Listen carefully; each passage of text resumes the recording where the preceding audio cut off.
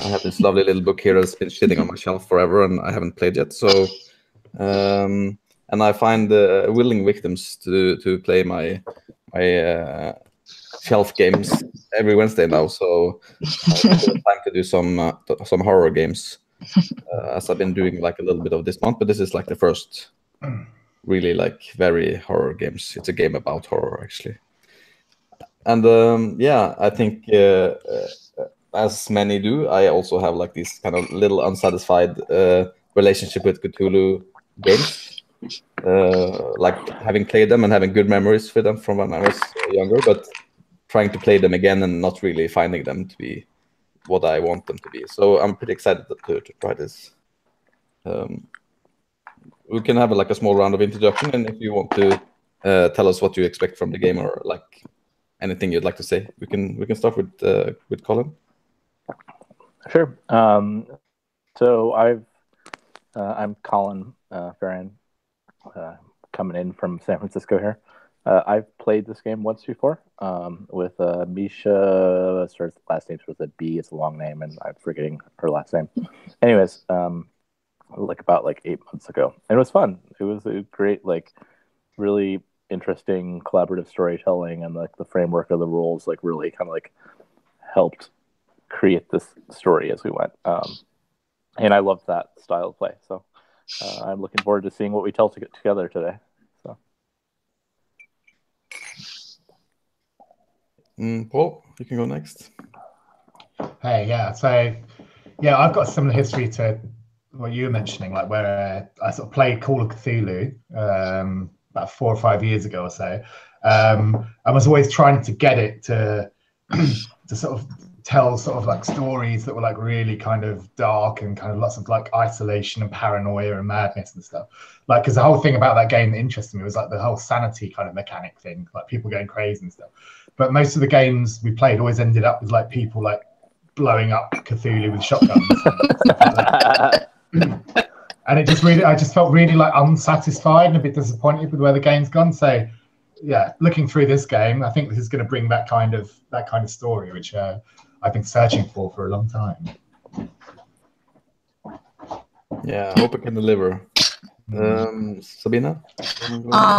I'm Sabine. I've played Lovecraftesque once before with a group of German indie gamers, and it was a lot of fun. But I was a bit unsatisfied at the end. We had a bit of difficulty to make it really click, to make it plausible. But I hope we might do better, a little at least.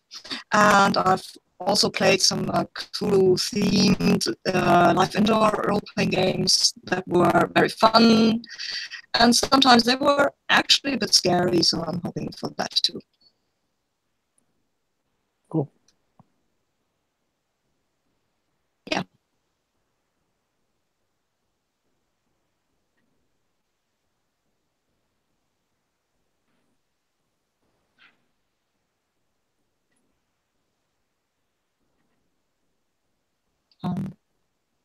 Okay. Lose Michael there. Are you awake? Did we lose him? Apparently he's not moving. Yeah. And he's not saying anything, so maybe we lost him. Yeah, he's not blinked for about 90 seconds now. So. No. I mean, he looks pretty relaxed, but maybe this is an introduction to the topic. So. Yeah, No. There we go. He'll be back, I'm sure. Yeah. Yeah.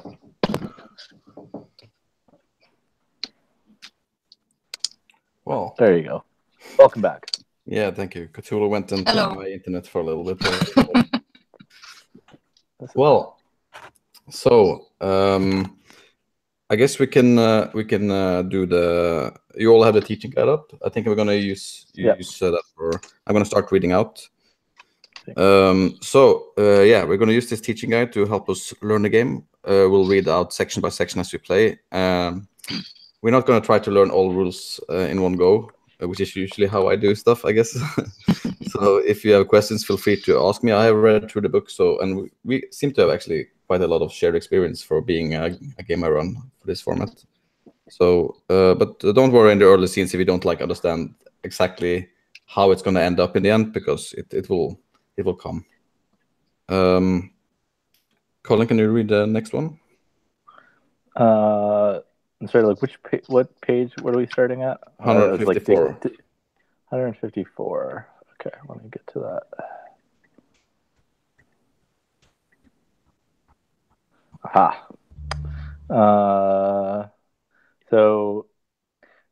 This is a storytelling game to recreate the slow-building cosmic horror of H.P. Lovecraft. We're going to take turns to reveal strange clues, one scene at a time.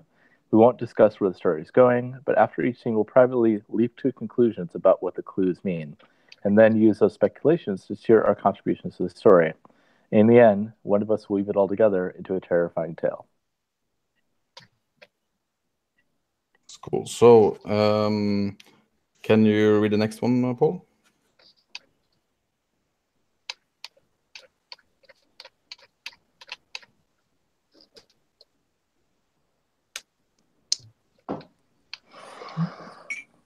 Who reads the next part?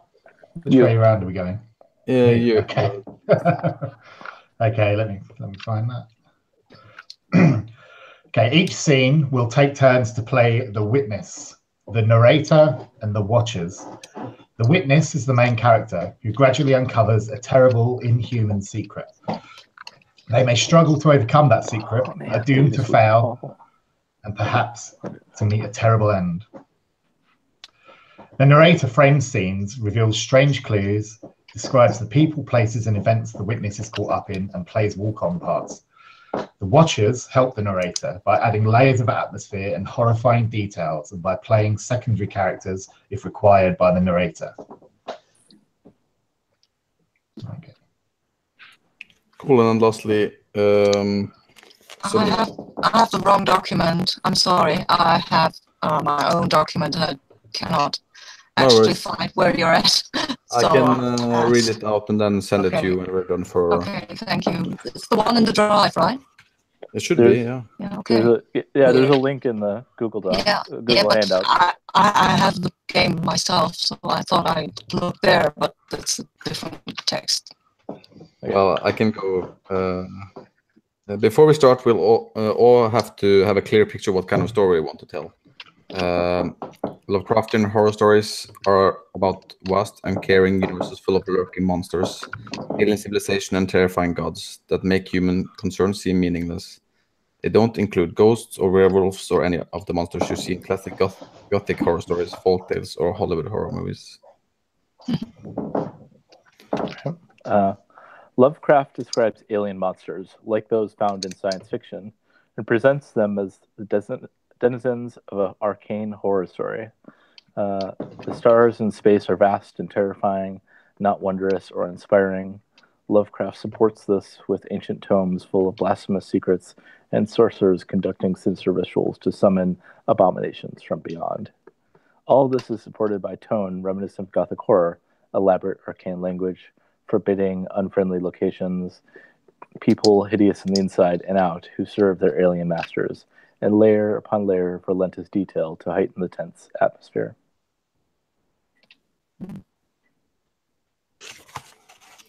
Yeah, so before we start, I'd like to make this game fun for everyone. So horror can touch on dark themes and uncomfortable materials.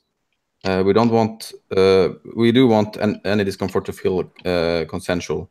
So right now we have an opportunity to ban any material we don't want in the game and don't want to play with. I mean, there is horror and there is things that you just don't. It doesn't have to be like things we are necessarily uncomfortable or find triggering, but also things we just don't find interesting as a part of this kind of fiction.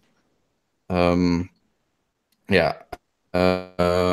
Anyone who wishes can ban something or anything they don't want to have.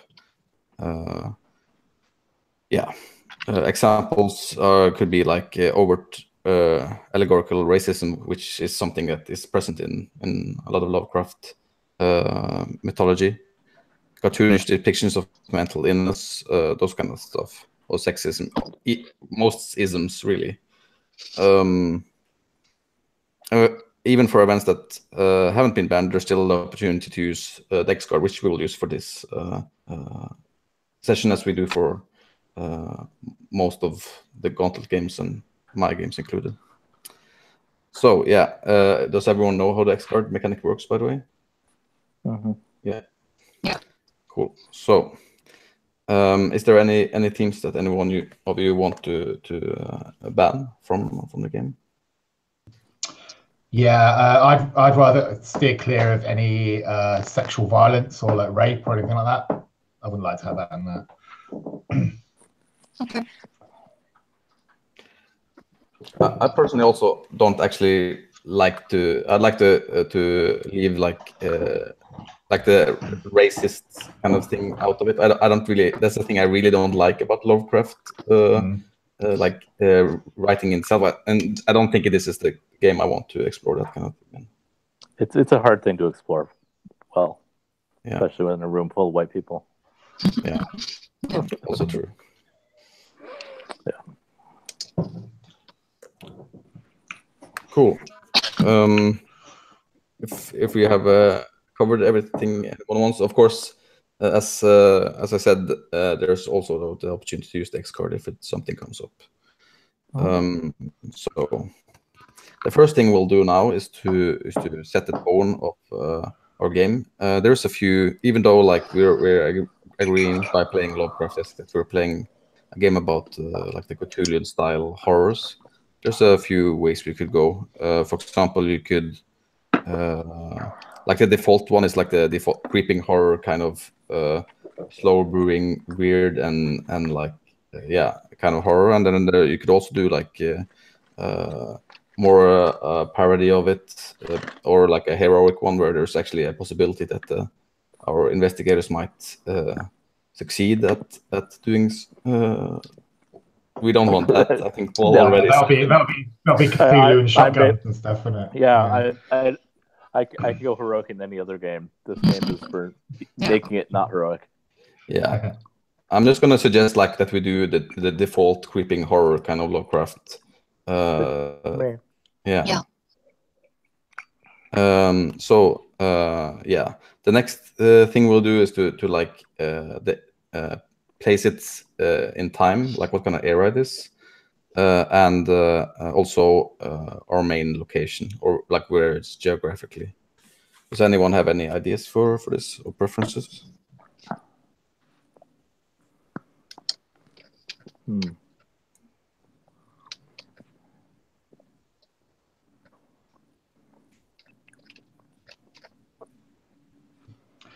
The one thing with the time period I don't want to do like a future one, like a sort of futuristic thing.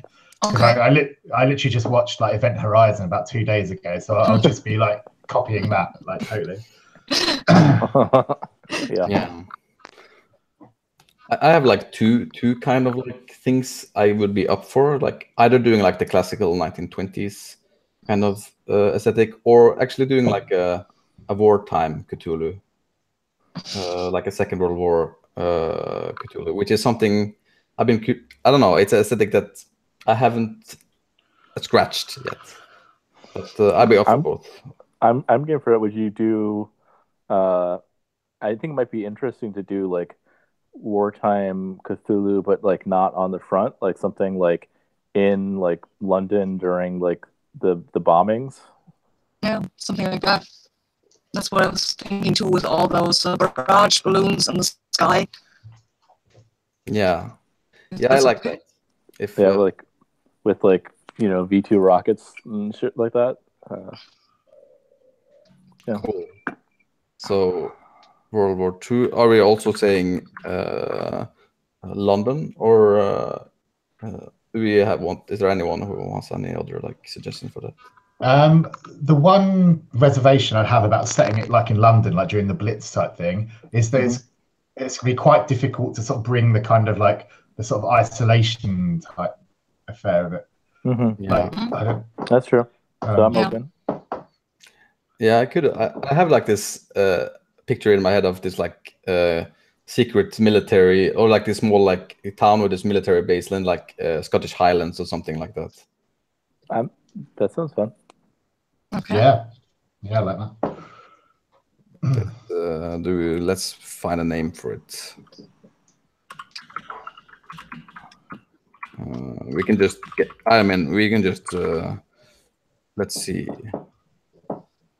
Any suggestions for names? Just name it a fictional kind of place. My immediate reaction is to like Wikipedia that shit, but we don't have time for that. Yeah. So do we want something near the sea or in the country, in the highlands? I don't have it in like at least like like I don't know why it's like the raining kind of like green hills mount. Well, I don't know. That's the thing. I guess that was mainly for me. It could be anywhere. Okay. I've got an idea. How about like during the Second World War they built loads of kind of forts like around the coastline, like to look out for enemy ships and stuff. How about if it's kind of set on this kind of like naval fort, like on a cliff top in the bunkers? Yeah. Big armored bunkers on the coast. Yeah. Yeah, that kind of thing. That could be pretty cool. Or we could call it Glenhannock. That sounds Scottish, I think. Maybe. Yeah. Let's see. Nobody has a different idea. Yeah. What did you say? You can. I guess you can just type it in. It's do you have like the under the World War II? Oh, no, I've typed it into the chat. Oh, yeah, that's good also. That's fine. I can put it in. But I can't type it in here. No, I can't. I can only view the document. That's what I always do. Let's see. Can edit. Remember. I put the name in for now at least. Yeah. Let's see. So, yeah, the next thing we're going to do is to make some location in this place, more specific locations. If I don't remember falsely, we're going to do one location each. Let's see. Yeah. So like, yeah, the military base or the whatever, the could be like it's cool to. I like it to be like places with some of the Cthulhu aesthetics. That's at least because I think like a lot of the things we're gonna do is gonna be like in these kind of in the places we already named, but it doesn't have to be. I'm just like that's what just a thought I had. Anyone have any idea for a place they want to put in the game? You mean like scene locations for the game? Yes. So definitely like in the bunker lookout, maybe like next to the lookout, and like behind is like the big artillery cannon. So the anti-aircraft cannon, like basically manning the anti-aircraft cannon, like looking out the skies. I think it's a great scene location. Yeah, cool. Should we call it Fort, like Fort Glenhannock? Yeah. Oh, yeah. Like that. That's great. Yeah, I like that. I also made it so that you can all edit. If you reload the doc, you should all be able to write in it. Got it. Okay, cool. Got it. Sorry. I'm gonna say there's like this. I imagine it to be like this kind of like very like cliffy place. Like I'm sure there's the bunkers there because it has like a pretty like high viewpoint, so that you can see like the coastline and stuff. Yeah, like it's like the 6-8 foot cliff like off, and just like the sea drops below, basically.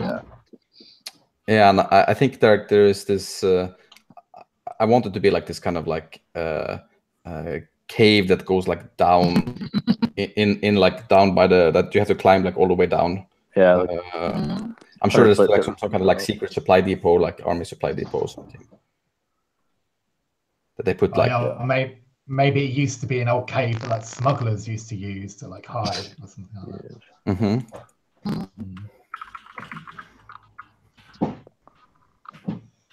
That's good. Old smugglers cave, yeah. Mm-hmm. It's Modus Caves Grey. Also, So maybe there is a standing stone close by. It's pretty old. Nobody knows who put it up, but well, it's there. It dominates the landscape just by being there because there is nothing else. It's pretty flat on this cliff. It's craggy when you go down and it's craggy when you go into the land, but on this cliff side there's this standing stone and the fort. That okay? cool. Excellent. Can write it down under the Yes. Modus Cave. Look. Writing it somewhere wrong. Yes.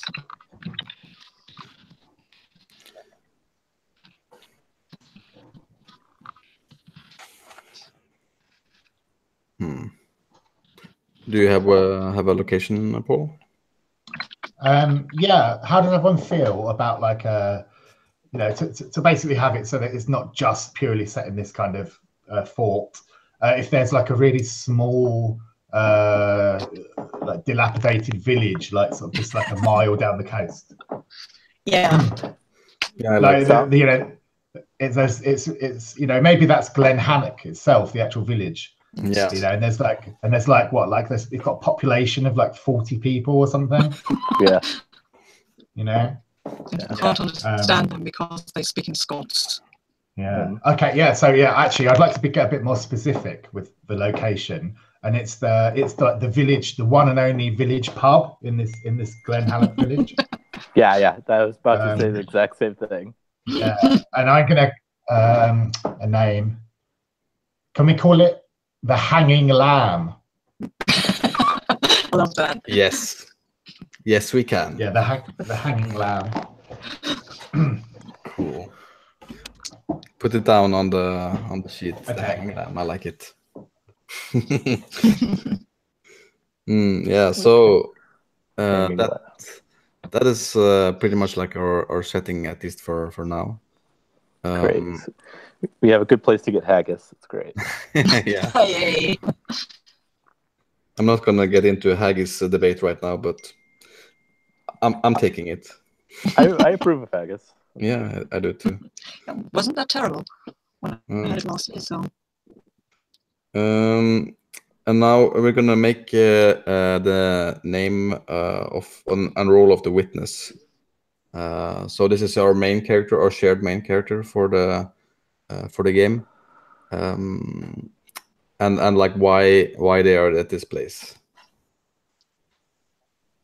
Does anyone have any ideas you want to put forward? I think they have to be like just like a private there. Mm-hmm. And so it's just the one guy, right?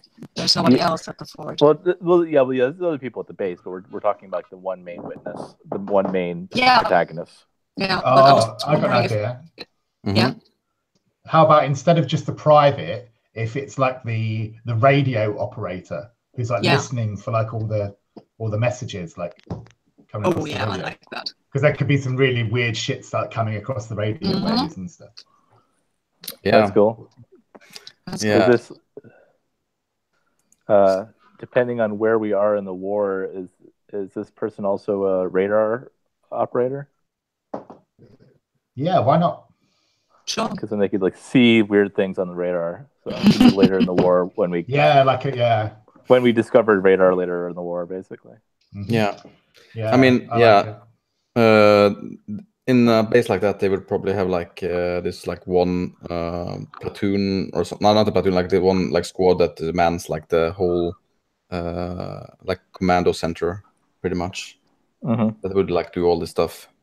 Actually, we have mandatory service in Norway, and I was in like a squad like that. So I a little bit more modern equipment though, maybe. Okay. See, let's have a name for this. This private. Are we gonna make him? I think I kind of like it for him to be like far away from home. like maybe from Cornwall or something like that. Sounds good to me. Do we have a good name for someone? Maybe, let's see. Well,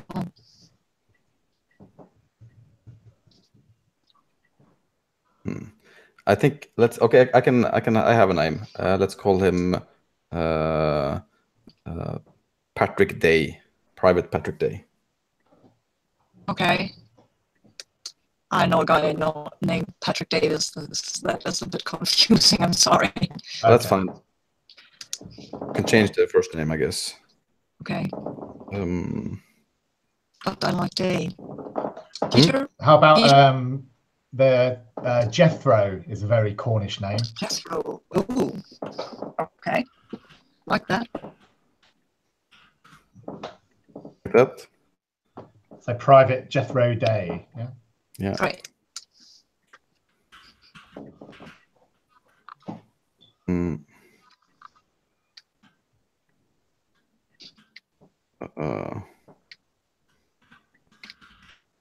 Radio operator. Cool. So the next thing we'll do is to give him a personality trait and a source of strength. Like, let's do the personality trait first. This is like a good touchstone for us. Like we're sharing this character, so it's good to have like this touchstone for how we play this person. Does anyone have any? Just want to break in just 1 second. Just because I did a Wikipedia for Radar, as kind of a potential possible scene too. They had these giant, huge towers for Radar early on, and they basically had them up and down the coast of England and Ireland. So they would probably have one on base. So there's basically this giant, huge. It looks like a big electrical tower that's on base, and that could be like really interesting to, fall or something. Yeah. So, anyways, go on. So the radio operator, they wouldn't be like up the tower, would they? They'd be in the bunker, wouldn't they? Yeah, they'd be in the bunker, but maybe like in their this is the giant radar antenna array thing, and they're like, and they might, if something goes wrong on the radar, they can go climb up the tower to see what's going on, or something. Cool. Yeah. Good. So where we're at. So we're at trying to find a personality trait for our dear soldier.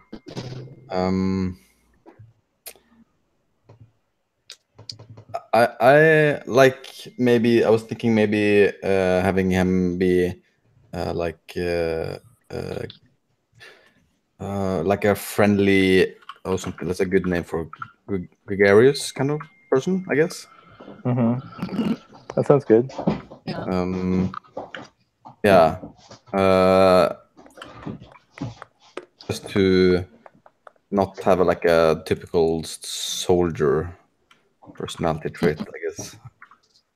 Yeah, I like the idea that because if he's a private, he's probably quite young. Yeah. So he's like, this is his first time away from home. He kind of wants to make friends with everyone, wants to please everyone. Yeah, I can see that. Yeah. So yeah, and the last thing is their source of strength, and I'm gonna look that up because that's nice to have a specific thing for this. Let's see. Which basically is why they will endure at least for a while and not just completely run away right away. Let's see. Where is this? Here. Yep.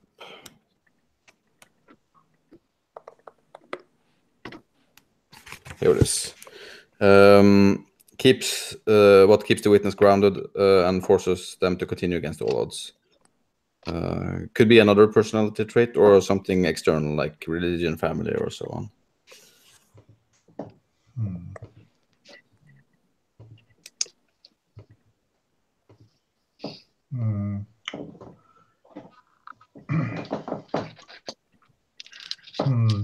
How about the idea that he's got like a sweetheart back home that he's been like torn away from? I like that. And how about the fact if the sweetheart is actually another man? Yes. Because obviously during that time, like homosexuality was actually illegal in the UK, and you could actually go to prison for it if you were found guilty of being gay, basically. That's a nice social tension. I like it. So maybe he has a token from this that he carries around that reminds him. Yeah, I like that. I think Like, I think something like a locket would be a bit too cliche and passe. So maybe something else. Yeah, a token of his love. Maybe it's even a pocket knife or something. Something you would give to another male friend. I really like that. Yeah, the pocket knife. It's kind of that's cute. Yeah, it would be a pocket knife, and it'd have like their initials like engraved on the blade or something. Yeah. It'd have like I don't know, whatever his lover's name like initials are, like sort of PT and JD kind of thing, something like that. Yeah, I like that. What is his name?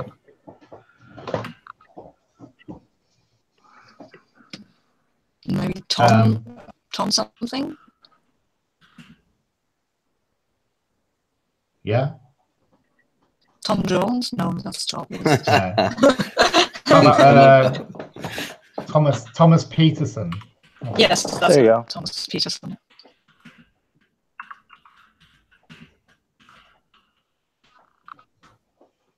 Cool. Yeah. So that should be pretty much it, I think. I always close the book, which is very good. So yeah. What am I doing? Then I'm supposed to read something out here again. Can I add a thing about Thomas Peterson? Maybe Sure. Thomas Peterson was also a soldier but got injured or something and got sent back.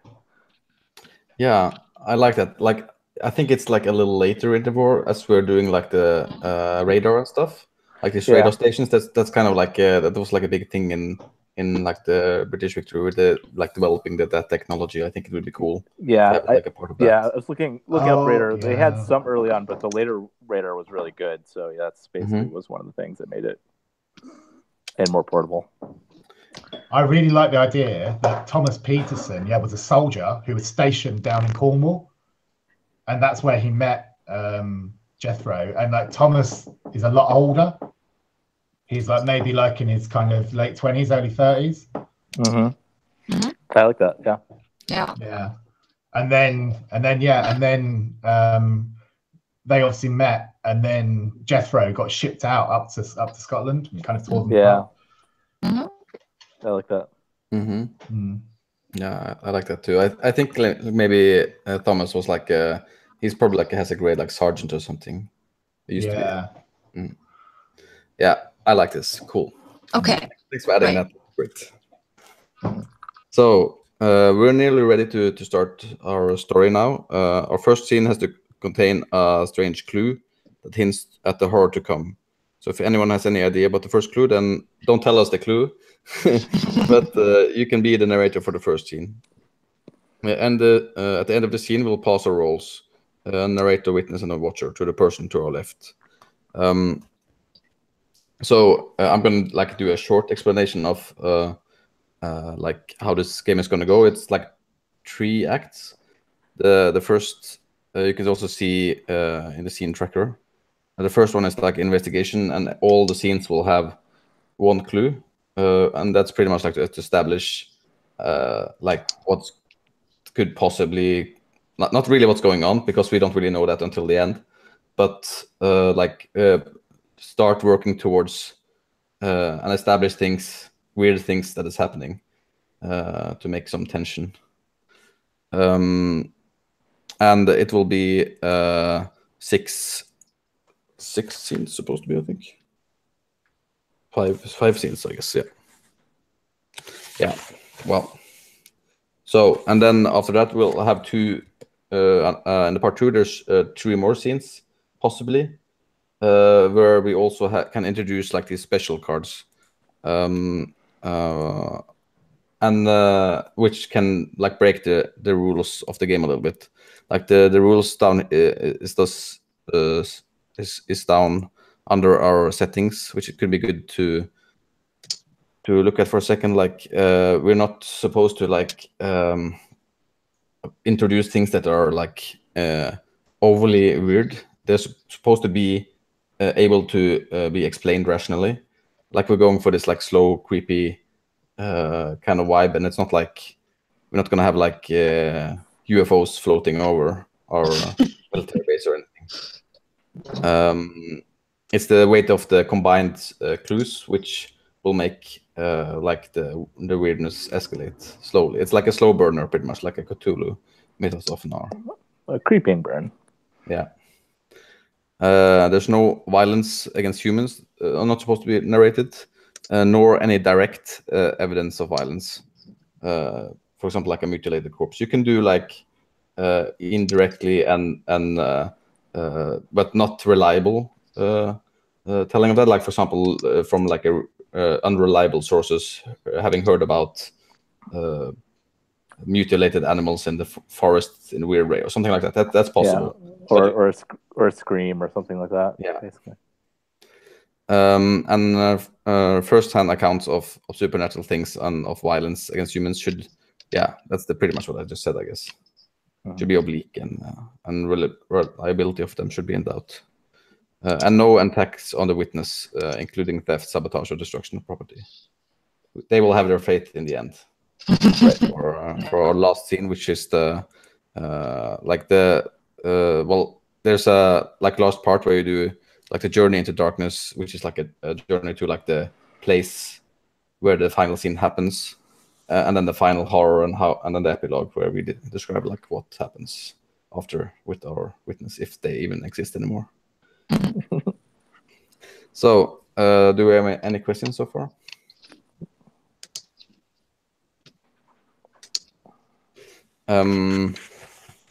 So pretty much the regular kind of things goes for scenes, like you establish where it is, what's going on, and who's there.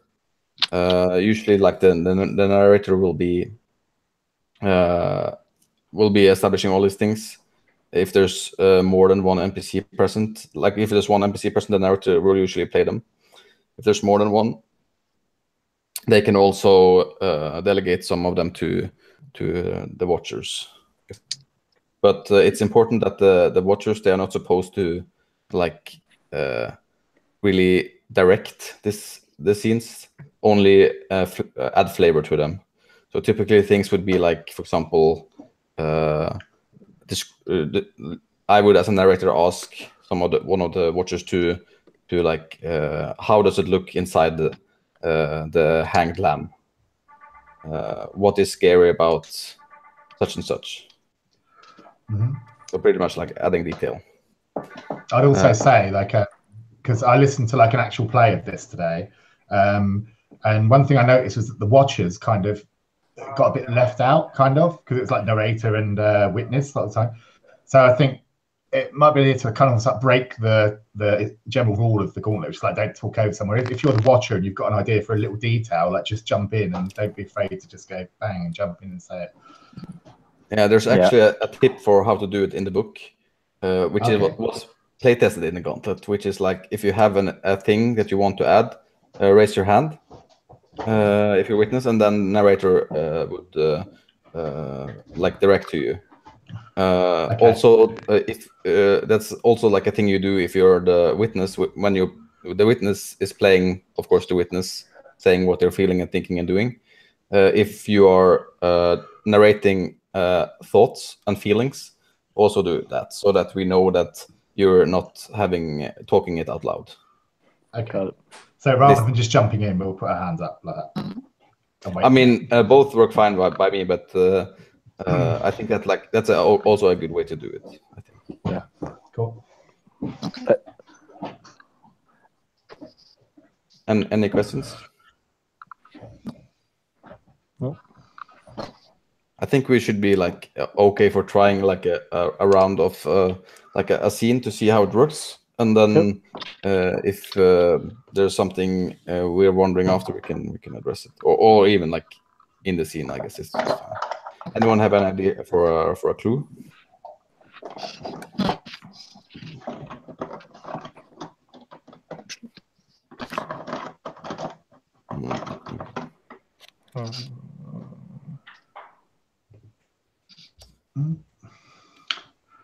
Yeah, I've got an idea for a clue. Yeah. Cool. Cool. You'll be the narrator then. And let's see. How was this supposed to go?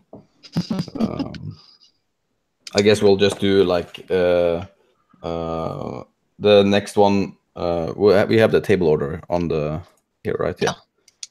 So Colin will be the witness, and I will be we will be the watchers. I guess. Yes. Yeah. Okay. We'll watch. Shall we do it? So the person opposite the narrator is the witness, and then we can easily tell what's what. We can also do that. Let's do that on game. Yeah. Okay, that's a good idea. So, for instance, so in the first scene, I'll be the narrator. So that means, Mikhail, you'll be the witness, and then the two people on the sides will be the watchers, and then it swaps around. That does make a lot of sense.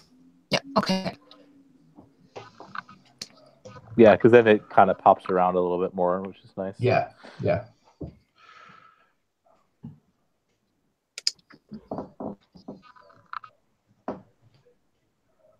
Cool. So whenever you're ready to frame the scene, Paul. Sure. Okay.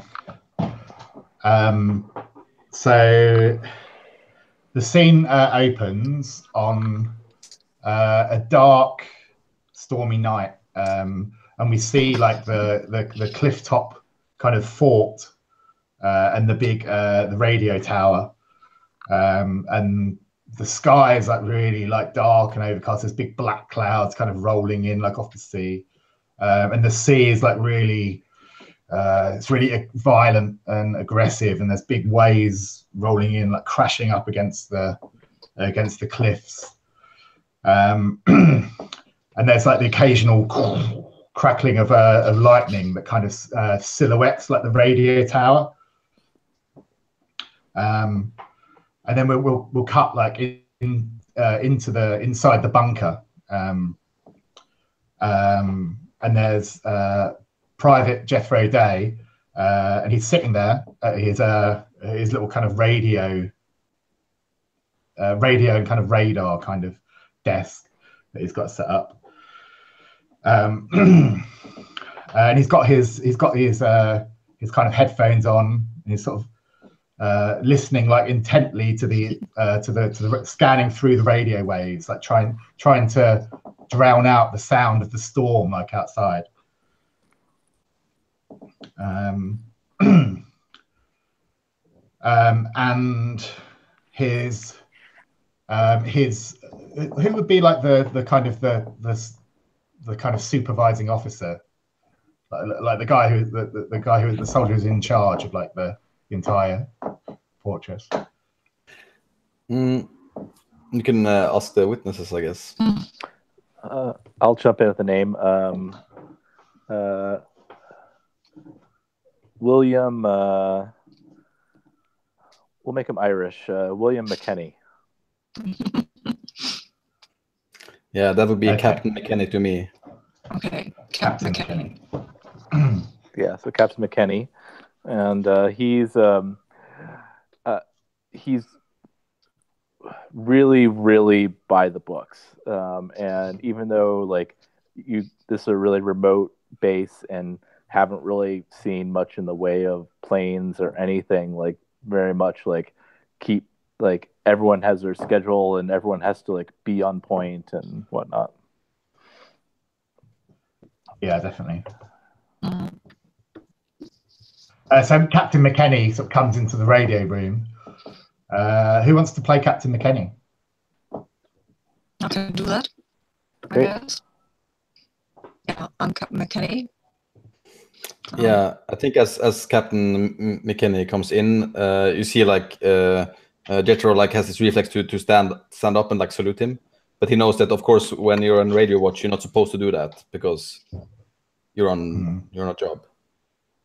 So he like just smacks his like knee into the table and then just like right back to the headset again. Anything to report, Private? No, it's very hard to hear in this storm. And probably it's also I'm gonna add in the hum of all this equipment in this like concrete room just creates this weird echo, which also makes it kind of hard to hear in this room.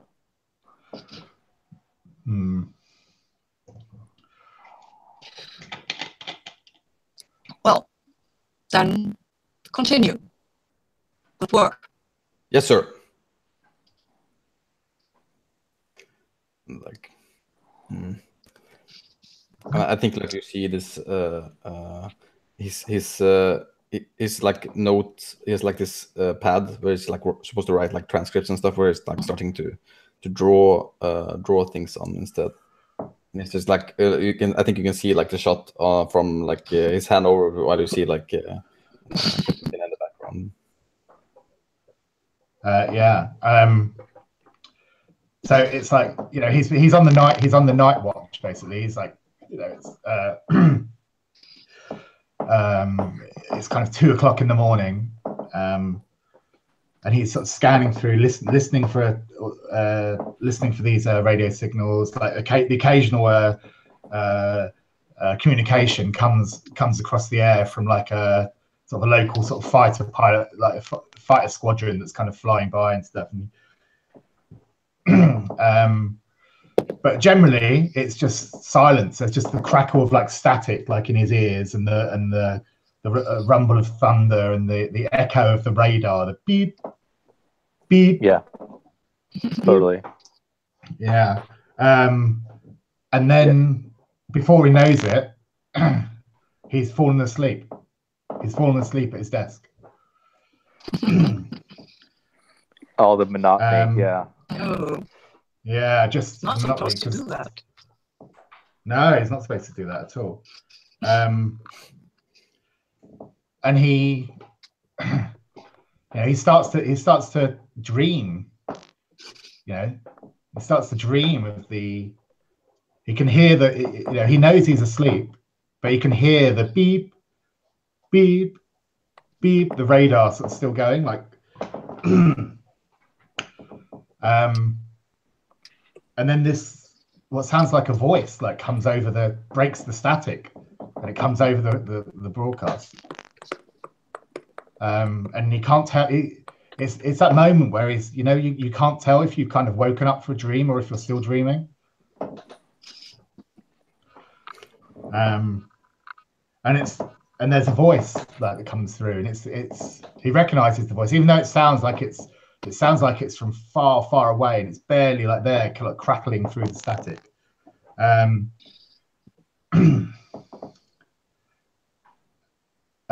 Has anyone got any ideas for like what this voice says? One of the watchers? Well, maybe it's just something like Mayday or some numbers. Maybe just numbers. Oh yeah, I like just numbers. Just 18, like, just 3, like 7, 43, 12. Mm-hmm. And I think Private Day. No, that's what it's saying. Like Private Day at Fort Glenelg calling out. Is there anybody there? Is there anybody there? Private Day calling, and you just hear like the numbers. Over and then the number just repeats, and there's in your dream, you know, if you are dreaming or not, Private Day, do you like kind of note down like the numbers? Mm-hmm. Over and over again. Yeah. And then the numbers, they stop, and you can just hear the static. You know, you just hear the static again. And then there's another voice, but it's a different voice this time. It's not like the monotone sort of male voice. It's a voice that you recognize. And the voice, it still sounds like it's far away and it's crackling. It says, "Jethro, I miss you." And it's Tom's voice. And then you wake up. And you wake up. Yeah, and I think like you see on the like the notepad that there's like this number written over and over and over and over again. Yeah. Yeah. Cool. It sounds like a scene. Yeah, cool that. Cool. So now you let's see. There was also something to read, I guess, but now you're allowed to like take a few moments to like we are supposed to theorize about what is actually going on during play to help us put strings together later. So you can just and you're not supposed to share these thoughts with our fellow players. So now we have a little moment to do that. And we should write down the clue, I think. Yeah, the clue. Yeah, the clue in the scene tracker. First scene. Numbers on the radio. And Tom's voice. It was a dream.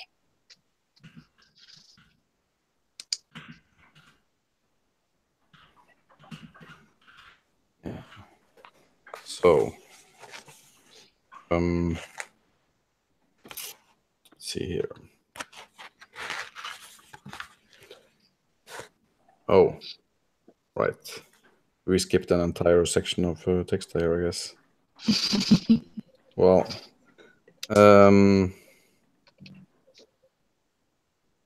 yeah, it seems we caught most of it though. Yeah, I think we already so we already did. I did most of the explaining of this actually. So yeah, sure. Now there is we put the narrator to our left, so that is Colin, I guess. Cool. Mm-hmm. Do you have any questions about things, especially since we didn't read out the explanations of the I think we missed the part where at the end of each scene we get to add something to the witness, like a what is it? It's like another trait. If you want. Yeah, we had one new trait to them based on how they were portrayed in that scene. Mm-hmm. Right. Yeah, we can do that. We don't have to do it for every scene, I think. But if there's something new, it says we can. Yeah, okay. we can do it. How about the trait homesick? Because he's hearing like Tom's voice. Yeah, that's good. Yeah. Okay. Homesick. He is a cutie. So yeah.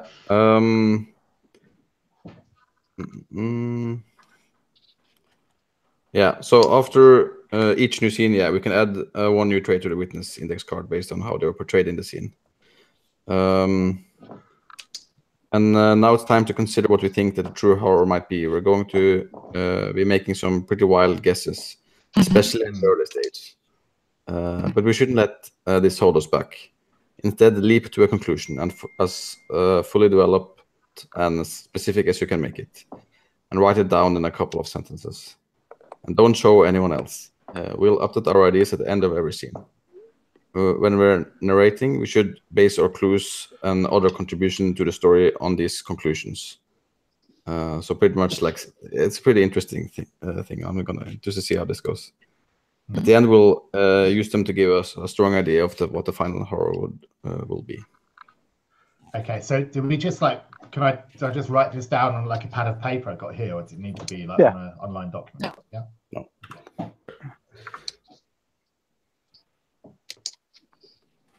Piece of paper I don't have. Got this.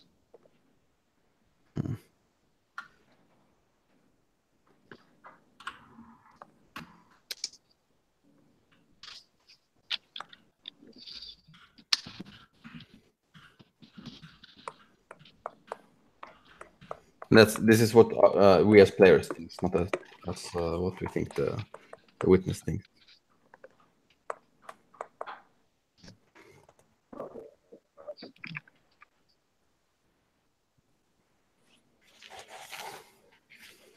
Do you have an idea for a scene? Yeah. It's brewing in my head. I'm nearly there. No worries. Let it brew. Yeah.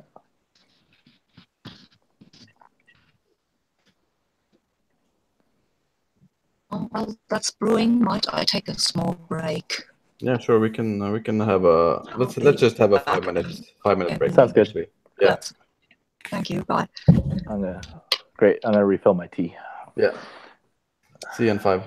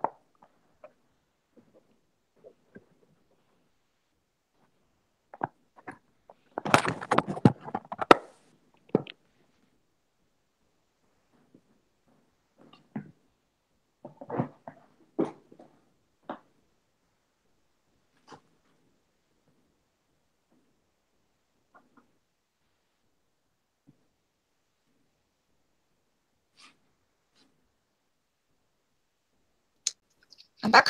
Sorry. It was a good time for a break anyway. It's always good to remind me.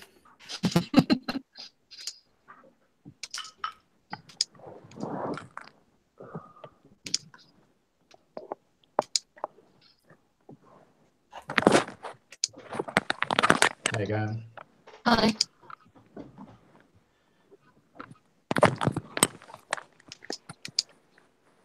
Yeah.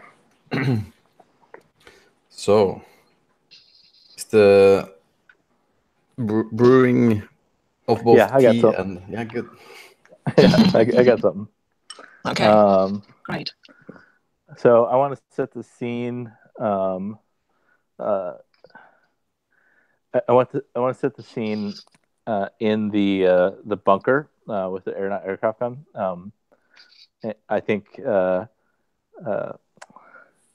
I think our protagonist here, Private Jeff Sorday, is like just got off of his shift. Basically, he woke up and it was like right towards the end of his shift. He's like, whoa, and then he after that he like it's pretty normal for him. He goes out to like take a smoke break and like goes take a smoke break. Basically where the aircraft gun is, because it's got like a big opening where the gun sticks out and kind of like hangs, and he's got like a friend who mans the bunker there, and it's like right, and basically like it's kind of his like regular routine. After his shift he goes, has a smoke break, and chats with his one buddy that mans the bunker and the gun. So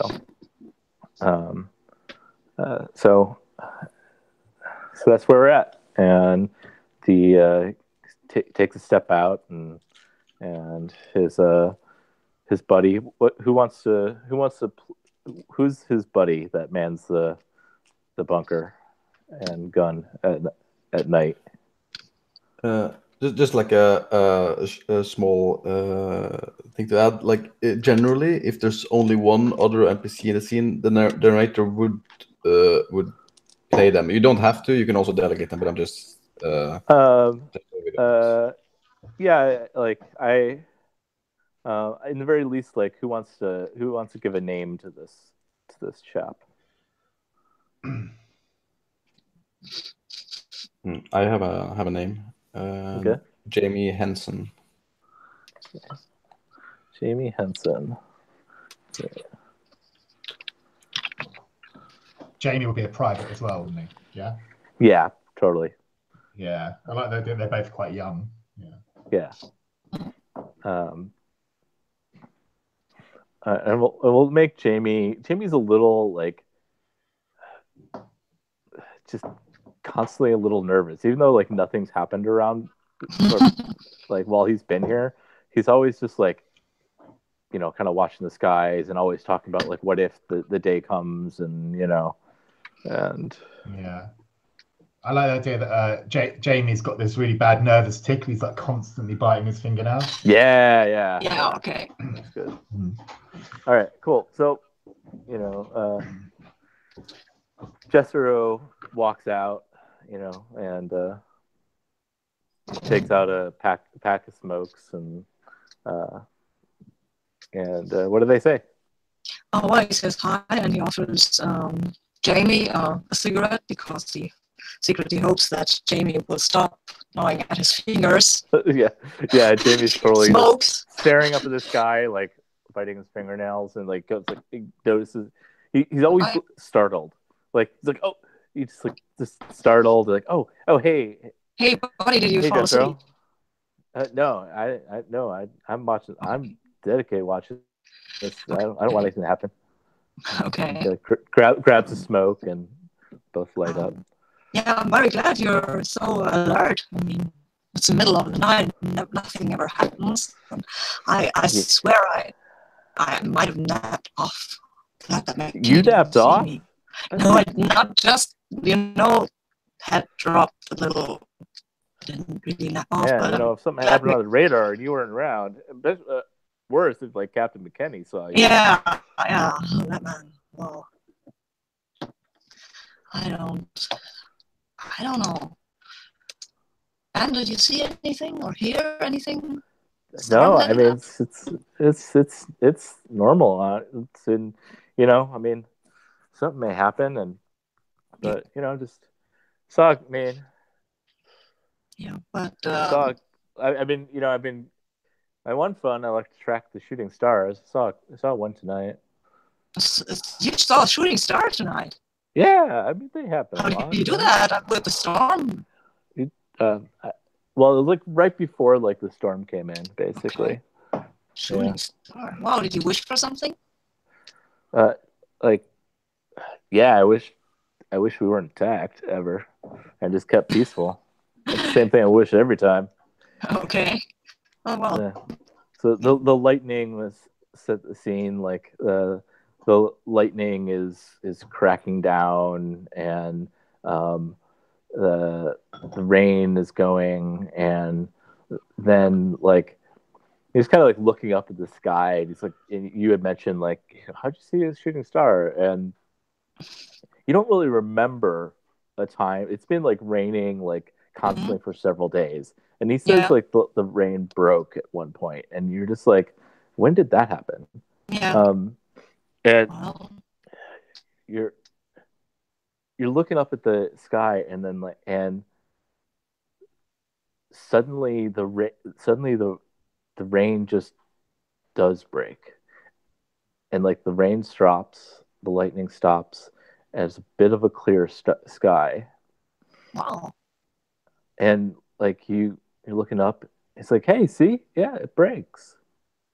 Wow. This is like, yeah, and you're looking up, and and he's like looking up with you, and he's like, hey man, I gotta take a piss break. Be right back. Okay. He goes, and what are you still watching the sky, and like suddenly you see a shooting star, and then you see another, and you see another, and it's almost like, and as you're staring, like it just you're seeing, it almost seems like it has after images in your eye, and you see them, and they're like lines, and it almost feels like numbers, and like they're forming like in the after image of your eyes. You only see like one at a time, but for some reason like it just kind of like leaves this weird impression on you. It's really strange. And as soon as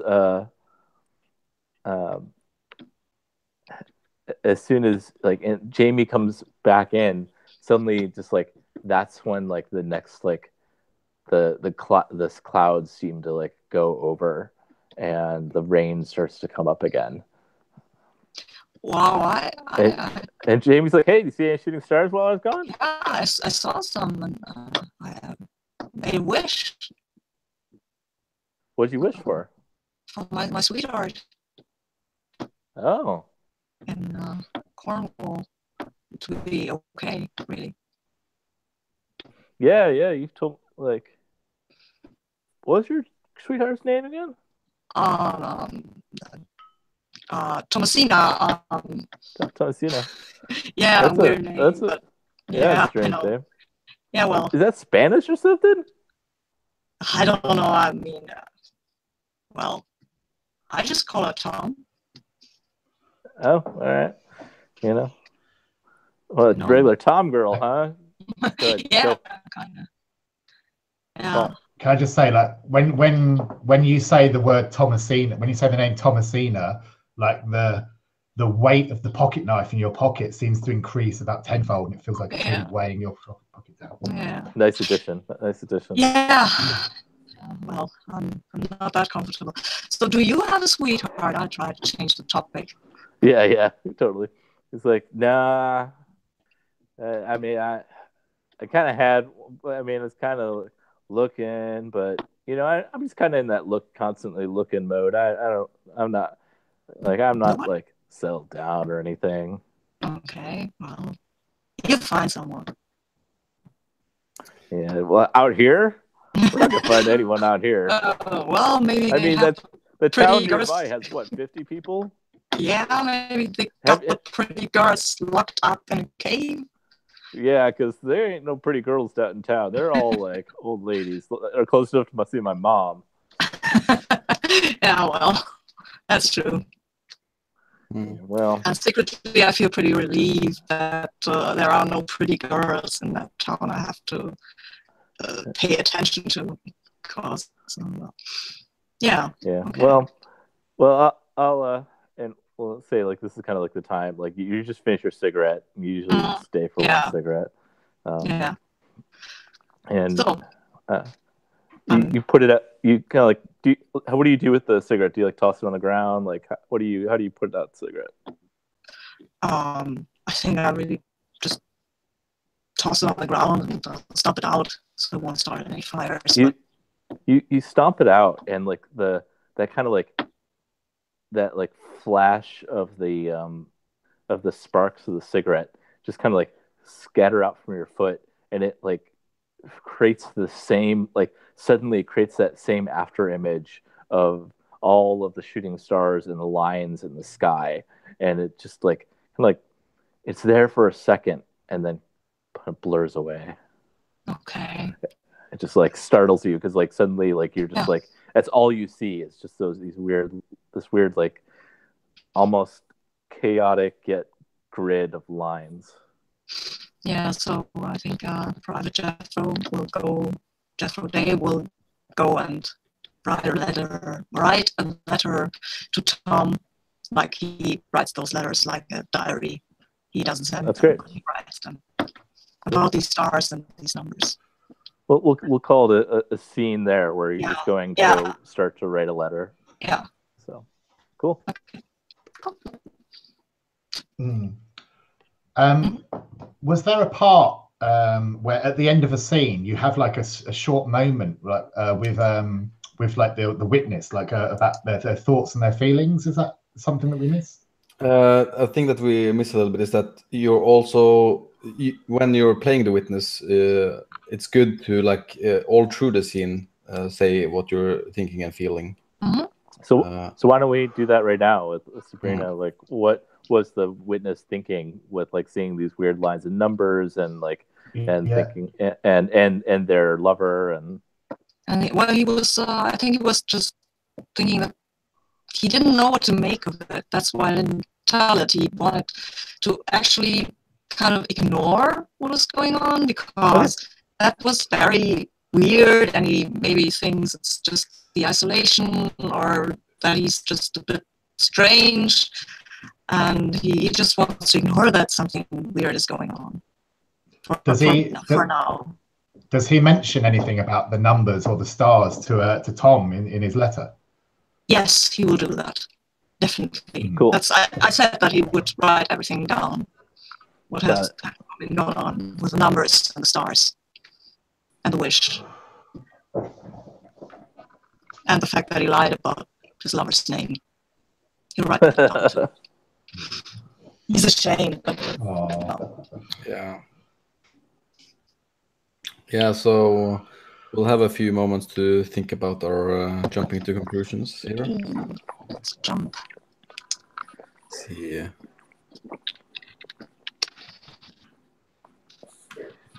Shooting.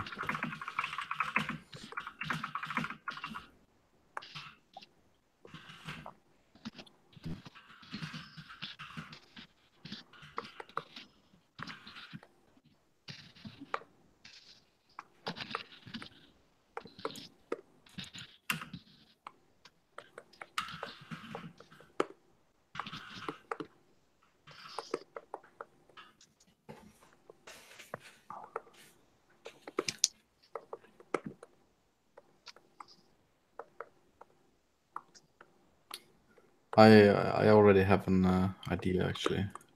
Nice. Excellent. Cool. I think it's like the morning briefing. The Captain McKinney is standing in front of like the squad of I think there's like 6 soldiers that are manning the radio 24/7. Among others, Hansen and Private Day. It's like the morning briefing, and he is standing. It's in like the radio. I think it's in the radio room actually. Like it's it's like a room next door. You see like the window into the radio room. There's one of the privates sitting at the radio as always, of course, while the other 5 are like standing in line in at ease, while McKinney is like walking back and forth in front of them. So, as you all know, we have been there's been some radio chatter lately. We don't understand always completely these codes of the Germans that we're trying to decipher, but we have been pretty lucky. But they've been getting better at cracking the codes. Also, today's code of operation for communication within the Allied forces is 1831247. So, as you know, of course, this is required to say it at the start of all transmissions. If not, you can't reveal any confidential information. Is that understood, privates? And Private Day, like because this number strand, he recognizes it as like a sequence from the numbers that he took down last night. And for a second, he gets kind of lost in his own thoughts. He remembers the stars, like mapping out the numbers, and he kind of slips into this kind of reverie, and everyone else kind of salutes. What? And he's standing there, almost like staring at his feet. Like, what was the number again?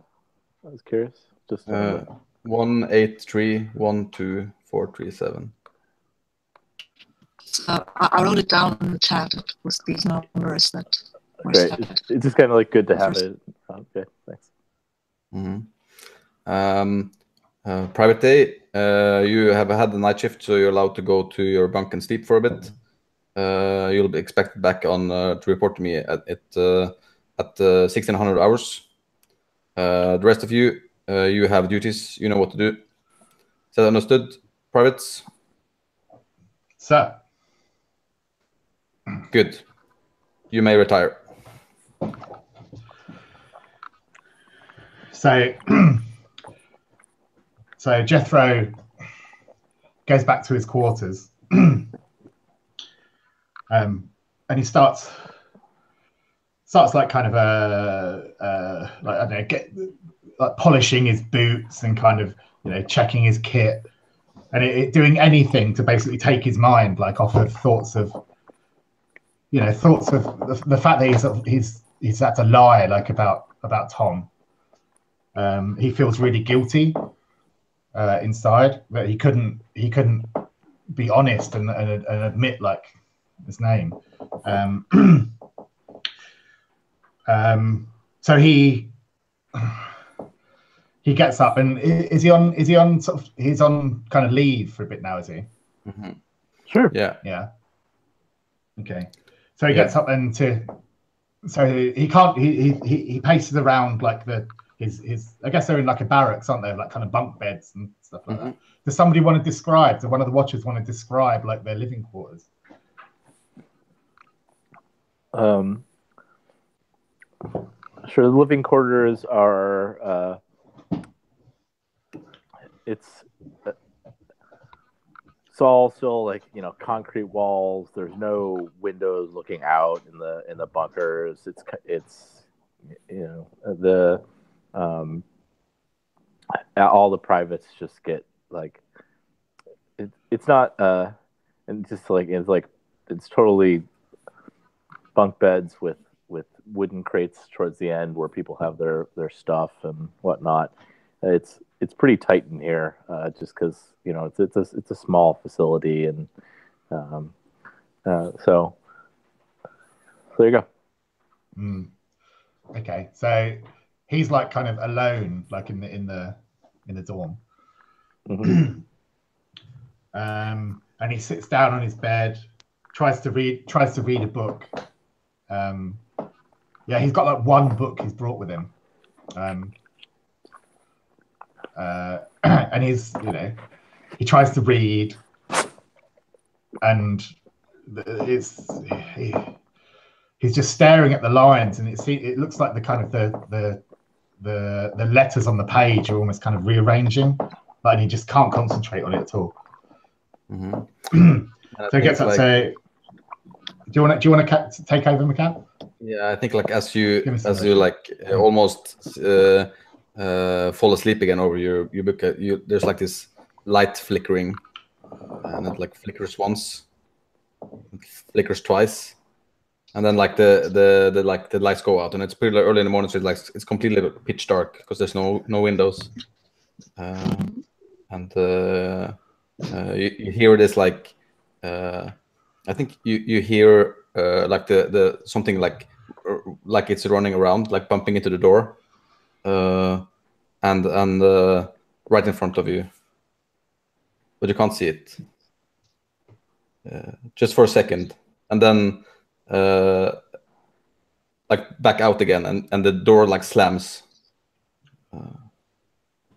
So Private Day like grabs his rifle from like the foot of his bed and sort of like points it in the pitch blackness, like trying to follow like where he can hear the sound scampering around. And then they're like just, and he's scared. He's scared all of a sudden. And like out of nothing, like the lights go on, and I think Henson like as Henson like opens the door and walks in. You look like a ghost, Day. Yeah, and Jethro's like got his rifle like pointed like right at the door. What the fuck, mate? Come on, calm down. Put that gun down. Jeez, you need to get some sleep. Want a cigarette or something? What the fuck's wrong with you? I'm sorry. I'm sorry, Jamie. I think this lack of sleep, it's really getting to me. I just, these 12-hour shifts we're on, manning the radio. I just, it's getting to me. I really. Do you ever get homesick, Jamie? He says. He sits down and like opens his he has like this metal box of cigarettes, and like puts it out to you. He's like, I think he like he like stutters, like starting to say, but no, I didn't really have it that good at home. But I miss sleeping as well. These beds are shit. Yeah, I miss it too. Listen, are you on break now, Jamie? No, the captain just sent me to the bunk to polish my shoes, and I look down at the shoes, and it's like they're full of dirt. He seemed pretty angry, so I'm just like, I should be quick. Okay, because I tell you what, I think I could really do with a drink, steady my nerves, And we haven't got anything. Goddamn, we haven't got anything around here apart from there's some guy that kind of like smuggles in like kind of this sort of moonshine kind of stuff, and it's like really disgusting. Like rots your teeth and makes your eyes like roll back in your head. Yeah. So I can't touch any more of that stuff. Yeah, I think like he says, yeah, McKinney is busy shouting at Robbie, so I think I have like 10 minutes at least until he discovers I'm not back. I think I have like, okay. I think I saw, actually I do think Robbie had some like whiskey or something that he got off some person on like the bar or something down in the town. Well, I don't have to be back on shift for, was it 8 hours or so? I was thinking about maybe like heading up into that little village down the road, and maybe getting a drink. There must be a pub there. I think like you see his like considering it, and you know, just come down for one. You know, it doesn't matter if you're, you know, what duty you're on now. Boot cleaning duty. Come on, you can do that in the pub, can't you? You know, if McKinney catches you, just tell him that you ran out of boot polish and you had to go and get some from town or something. yeah, he's like, yeah. That's true. I mean, fuck McKinney. He's an asshole anyway. Yeah, I think that's yeah. Cool.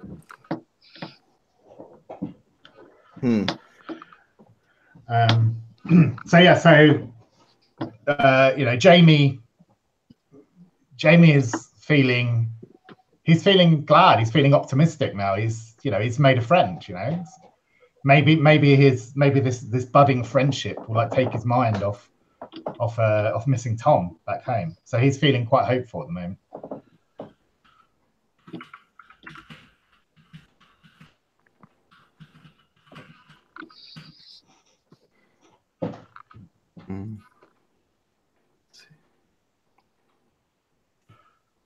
So does anybody think they want to add like a trait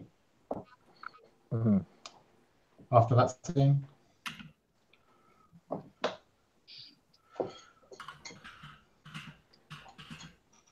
I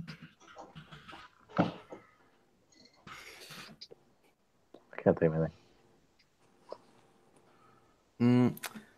I was thinking something like along the lines of being like, I wouldn't say like undisciplined, but if I was the captain, I would say something like that. Yeah. I was thinking maybe something like sort of sleep deprived or something like that. Oh yeah, that's also. Oh yeah, that's an good. easy one. I like that one. Yeah, just sleep deprived. Sleep deprived. Yeah, that's good. Yeah, homesick and sleep deprived. Poor guy. It probably describes. It probably describes like at least 80-90% of the people in war. Yep. So yeah, now Sabina is the narrator for this one. Okay. Do you have an idea? Yeah, I've got an idea actually. So I guess I'll just continue with the scene where Jethro and Jamie leave the fort to go to the village. Okay. On their way, they have to pass the standing stone, which is near, which is halfway to the village. How hard is it raining right now? I was just getting to that.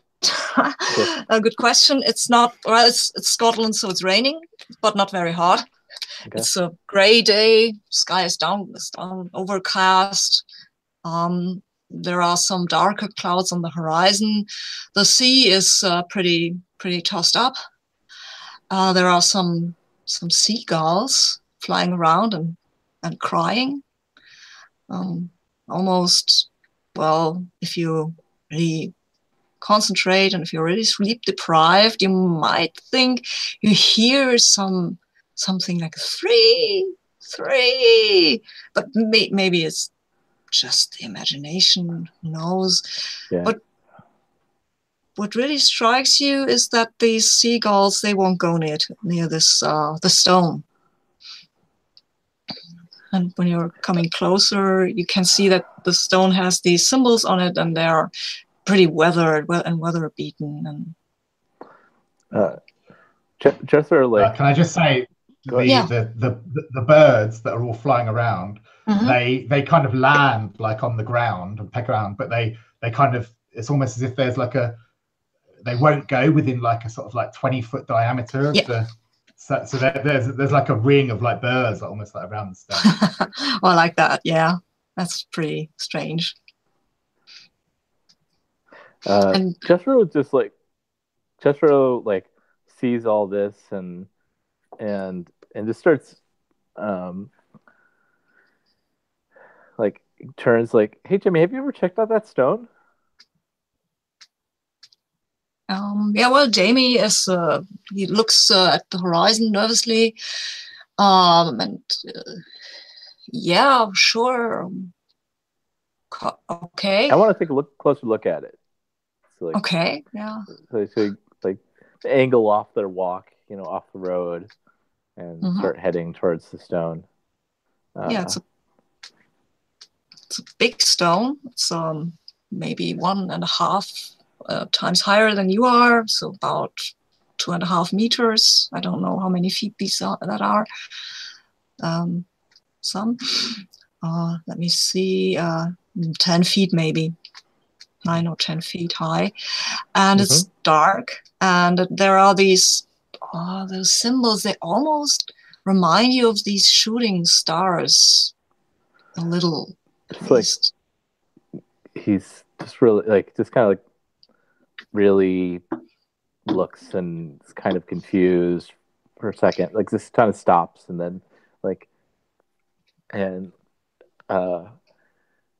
passes as he's passes the birds, the circle of birds. He just kind of he looks at that like, hey, what's up with these birds?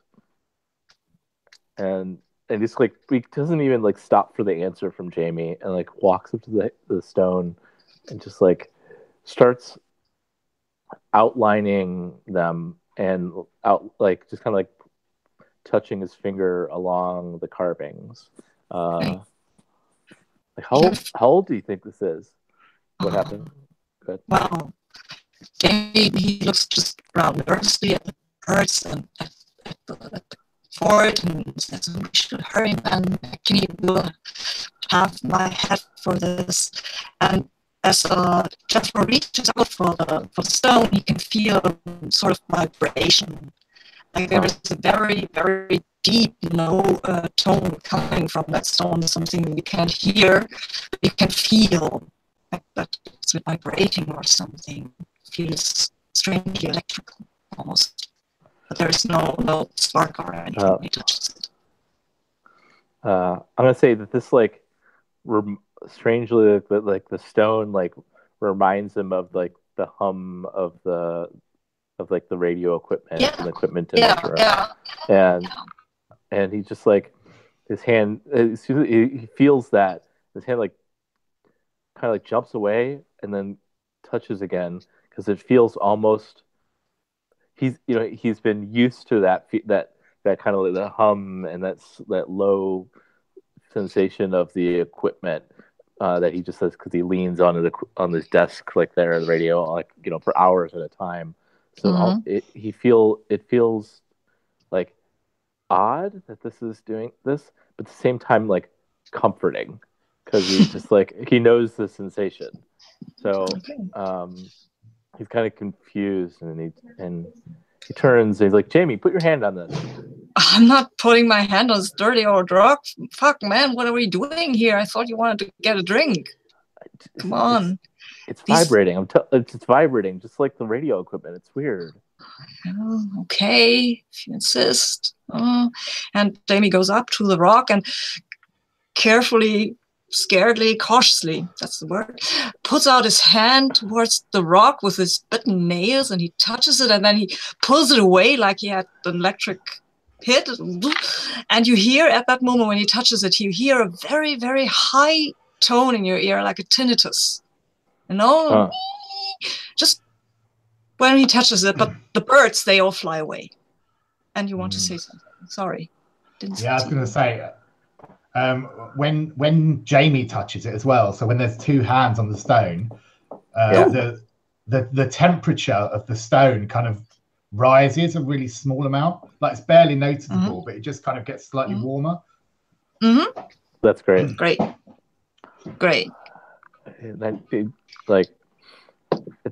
Fuck, man. That's what Jamie says. Yeah. Jethro goes, that was kind of weird. Well, I guess it's time for a drink. Let's get a drink. Yeah, let's go get a drink. Great idea. So then they start walking away from the stone towards town. And I think that's the scene. Yeah, that sounds good. Cool.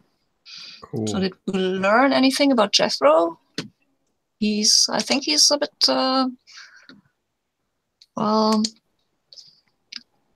Curious. He's not very cautious. Maybe reckless a bit. Reckless. I like reckless. I also like curious. Yeah, that's too good too. So. I mean, that's kind of the same thing in some sense, depending on who you ask. I can go with reckless though. Recklessly curious. Yeah, that's good. I'll put that down when I find out how to manipulate this stuff. Curious. So at this point, do we want to introduce the special cards? Because we still can. I thought it would be good to like. I mean, they're a way to like have a very surprising moment if we want to have them in the game. We don't have to, I think. So where do we find these special cards? Are they in the book somewhere? Yes, they are in the book. They are at page 168. Okay. And on. Oh yeah. So the way I would solve, we are all supposed to like draw one card. First 1, 2, 3, 4, 5, 6, 7, 8, 9, 10, 11, 12, 13, 14, 15, 16, 17, 18, 19, 20. So there's 20 cards. I suggest we just roll a d20 to see which one we draw. Okay. Which I think we can do in chat. Yeah, we can roll in the chat. Let me find the chat. And if it's something that someone also has already rolled, then just do one. It didn't work.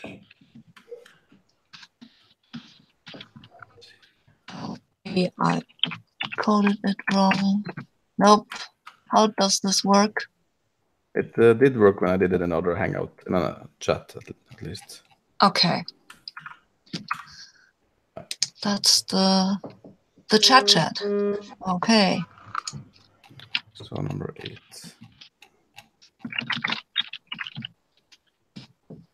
I've got 11.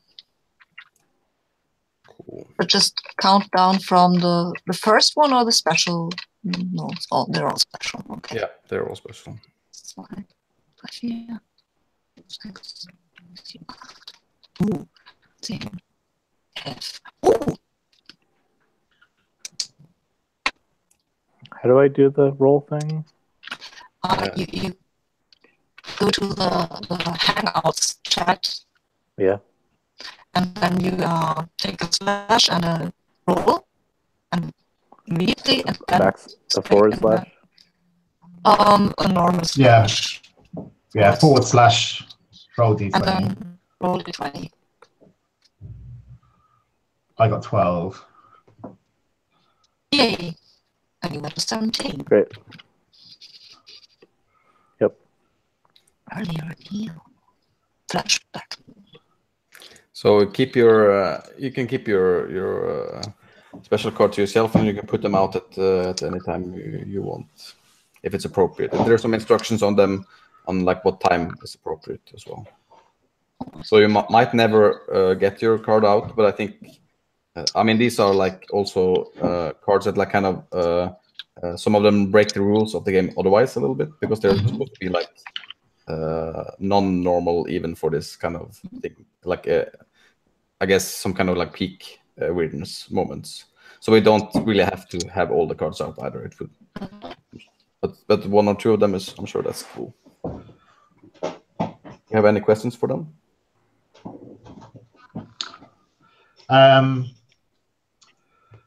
Yeah, my one. It's a bit aggressive. It says like play this card to take over as narrator if you aren't already.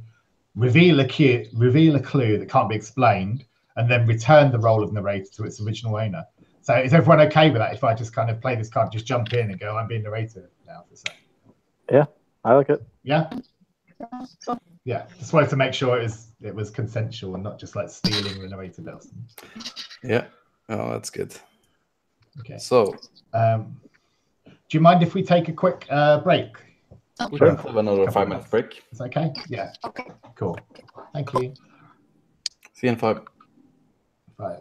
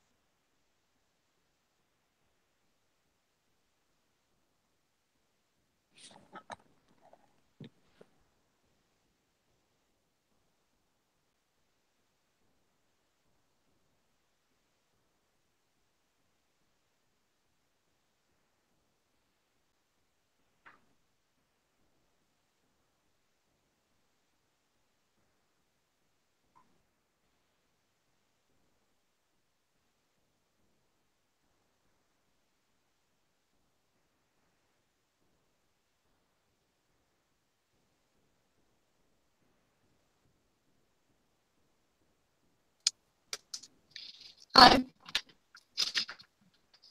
You look relaxed.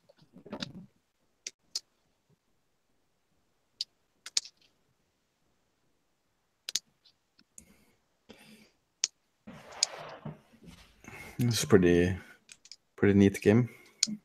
Yeah.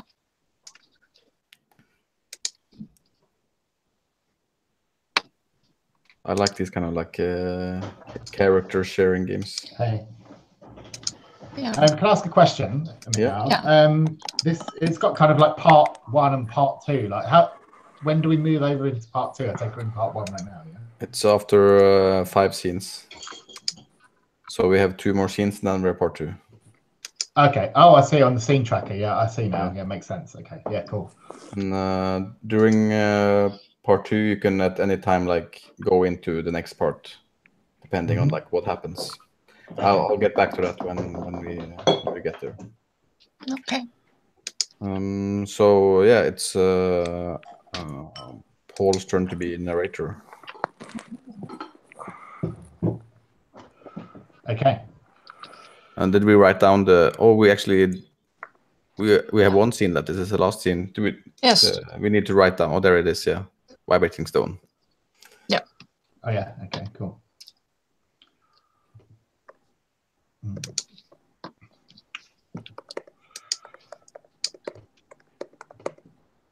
Okay, so I want to set this scene in the village of Glen Hannock.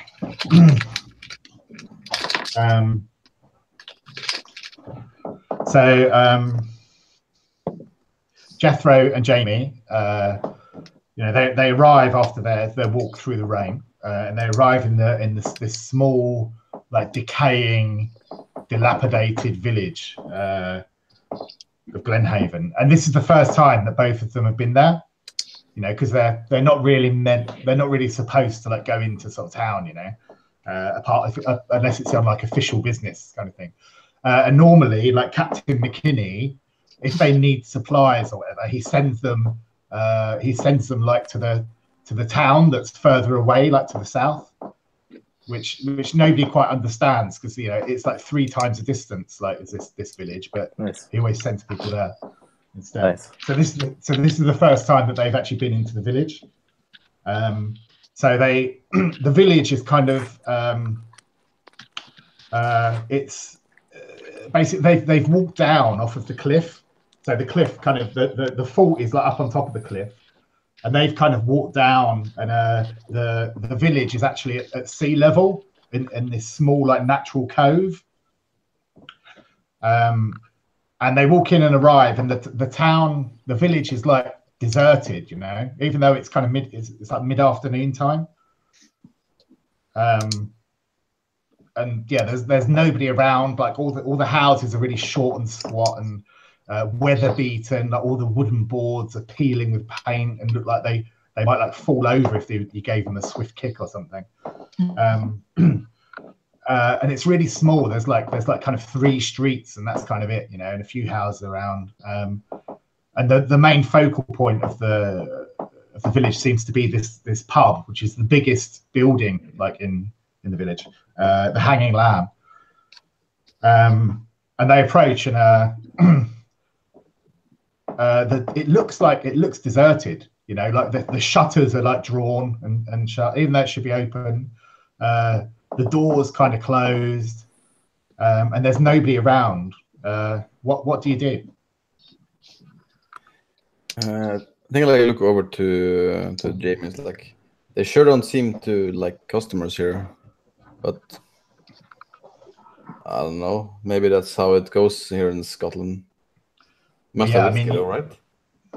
Yeah, I mean, I've known pubs like this. It's what it's like in these small villages and stuff. It's like they're very sort of cautious of like outsiders.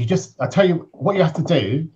What you have to do, Jethro. You just have to pretend. You have to act like you're one of them. You have to act really casual. And then you make them feel at ease, and then they'll take you into like their fold. And they'll treat you like one of their own. So that's what we do. We just go in there. We take a seat right at the bar. We chat. Act like nothing's up. Act like we're meant to be there. Yeah, I think like they is like, sure. I mean, I can do that. I can make friends in any bar. That's what my friends tell me. And they like, come on, and like tries to open the door. Okay, as you go to like push the door, you notice like either side of the door there's these 2 big like windows, and they're really dirty and like covered in grime, like they've never been cleaned. And behind the windows they've got these like dirty kind of lace net curtains. And the curtain, like as you go to knock on the door, the curtain like kind of twitches, and you see there's this face behind it, and the face like darts like out of the way, like it had been watching you the whole time as you're approaching. I think like I think Jethro like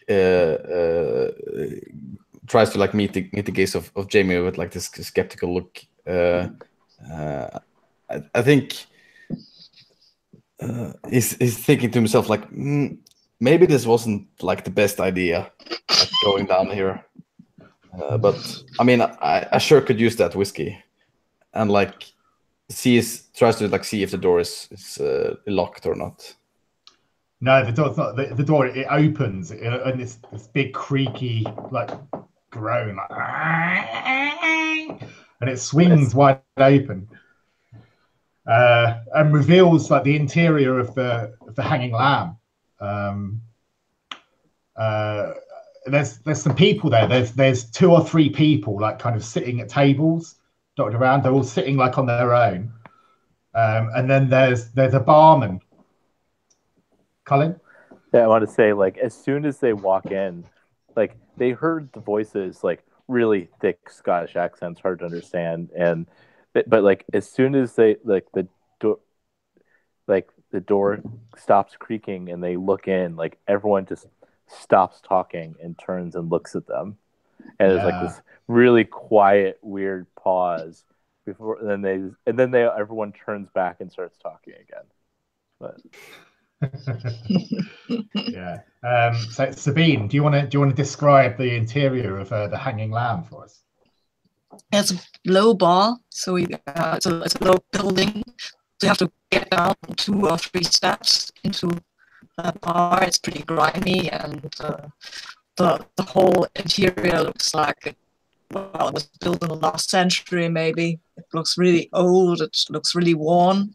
The people also look really old and worn. There are a lot of them here, actually, considering that this is a village of 50 people, and they sit at their tables. Everybody seems to have his own almost private chair, and these chairs, some of them seem to be numbered, which is strange, but well, maybe that's what happens. And there is a bartender sitting at the bar. He's actually sitting at a high chair, almost really like it's not a throne really, because it's just a chair with thin legs, just a bar chair. But well, he sits there and he looks at everybody with a very grumpy expression, but he tries to smile at the newcomers, which is not very comforting, as he's lacking several of his teeth.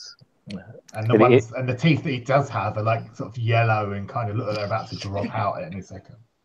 So the bartender, sorry, go on. So he, I'm saying that he's cleaning a mug with like a dirty rag. Yeah. And he says, he sort of fixes you with his big sort of horrible yellow smile. He's like, I'm not going to do the accent because this would be terrible. I can't do a Scottish accent at all. But he says, "Oh, welcome to the Hanging Lamb, boys. What can I get for you?" Yeah, Sabine. I just wanted to add that the smell of peat is very strong in this room. That's good. It just smells like you're in a whiskey distillery almost. Yeah, what can I get for you, boys? We don't get many visitors around these parts. Yeah, I think like Jethro is all like, I think he's like, oh yeah, I mean, me and my fellow soldier here needs a drink. You got a drink for a soldier? You know, protecting our country and the holy, and like adds jokingly like the holy sanctity of the Scottish bar. Colin or Sabine, can one of you two play the barman? Because I'm playing sure. Jamie. I can play the barman. What's his name? Let's give him a name. Hamish. What? Hamish. Hamish, yeah, it's got to be Hamish. Hamish, totally. So I have a question on one of the special cards. It says you may play this card after a scene. Is that after? Like, does it have to be played after like the full scene is played out, or it can be after like part of a scene? I'd say it probably means after a scene, but if you think it fits, I will trust you to. Yeah, it's basically I have one that like after a scene that includes people who look unusual, move strangely, and then I add like we're dealing with a bartender, so I wanted to throw this in.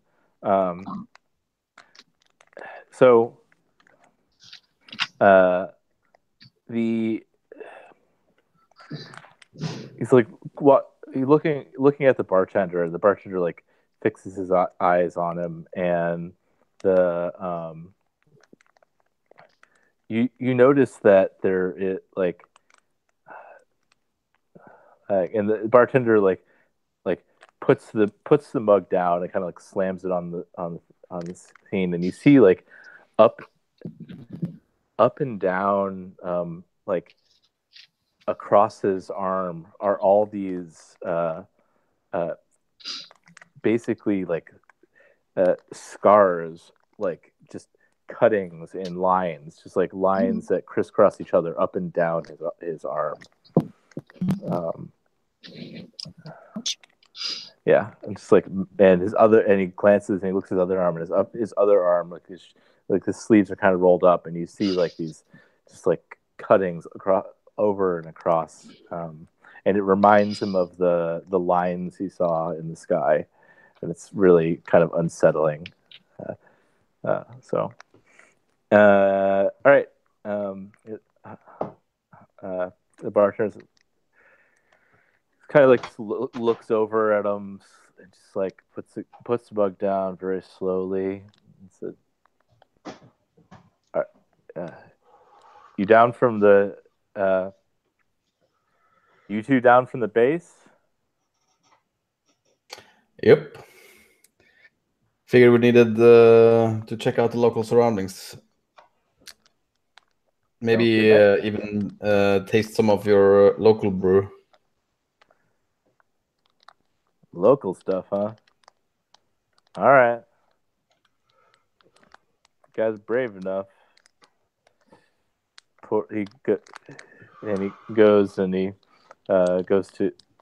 turns around, and there's like a big, a barrel basically with a tap, and he fills it, and it kind of like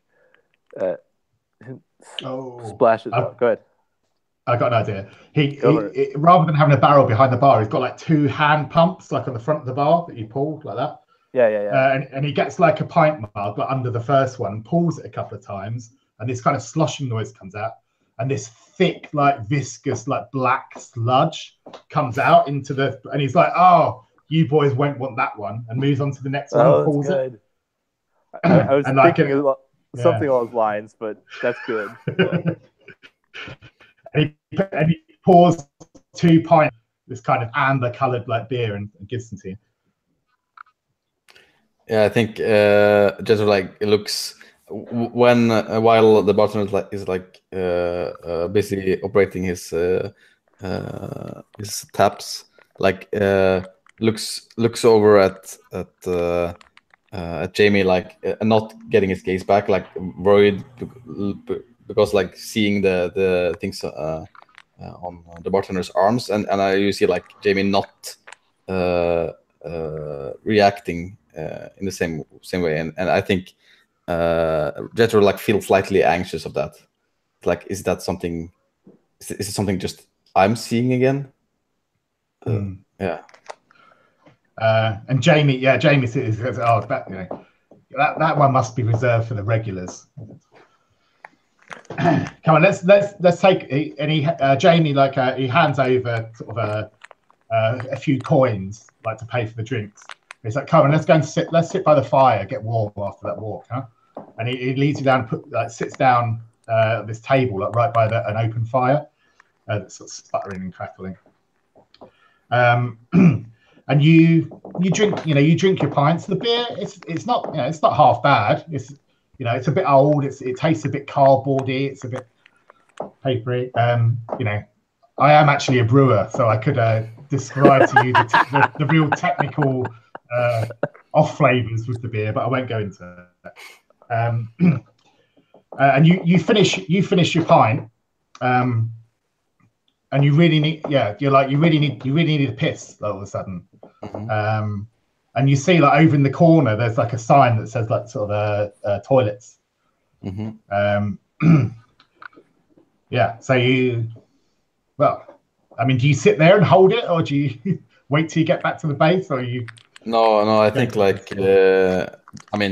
Jethro's been to a bar before. He just captures the gaze of Jamie again, and like just nods over at the toilet and just I'm gonna have to relieve myself of this excellent beer. I think it went through real quick. And Jamie says, "Yeah, sure, knock yourself out, Jeffrey. I'm going to get another round in. If you got any money, I paid for the last one." I think just like gets a few coins off from his pocket, and like throws them at the table. Cool. See you in a bit. And you head into the toilet, and sort of push the door open, and the stench that hits you first, like it's this acrid smell of like rancid like urine, you know, and peat. It smells a lot like peat as well. And peat, yeah. Yeah, peat and urine. Oh, disgusting. And it's filthy. This toilet is filthy. It's kind of, I mean, who wants to describe the toilet? One of our watchers? The toilet is just actually a hole in the ground. It's just like it goes, and it looks like there used to be a toilet here, but it's been ripped out, and like this, and like it's been ripped out, and like someone has basically like hammered through the floor and then dug a pit. Like there actually like are places for plumbing, but for some reason it's just gone. Oh, and the pit, the pit, like kind of, it's on a bit of an angle, so it goes out, and there's like a hole being like knocked in the wall with a sledgehammer, and it just goes out and then just drops into the harbour outside. Nice. So it just runs out. So you're standing there, Jeff Gray, and yeah, you sort of unzip your flies, and you're there sort of taking a piss in this disgusting pit. And you hear the door, the door swings open like behind you, and someone else like comes into the toilet. What do you do? I think like without turning around, Jethro says, "This is not how the toilets are in Cornwall. I can tell you that." And there's no reply at all. And this like man sort of stands like next to you.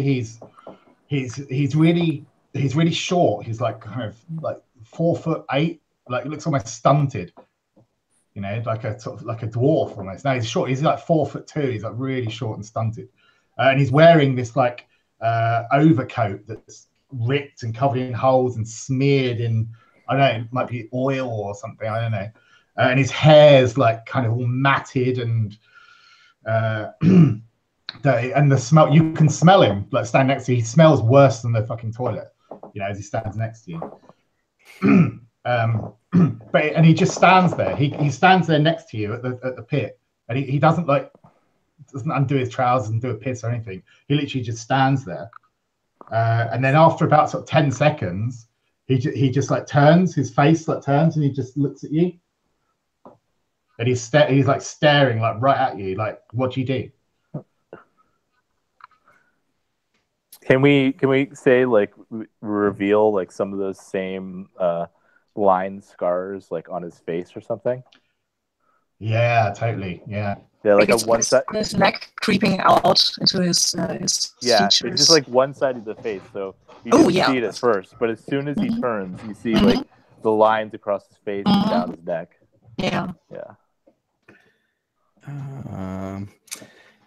I think Jethro like is just about to finish, and I think like I think actually out of like pure shock he kind of turns like just before like he's finished, not quite.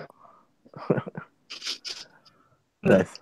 And yeah, so some of the piss actually hits him, and like grabs his like stuff and puts it inside his pants and like runs out of the bathroom. So as you run past him, he reaches out a hand and he grabs like the back of your jacket, and his grip is like shockingly firm. Like he grabs you and you just like stop, you know, like he's surprisingly kind of strong for his kind of size.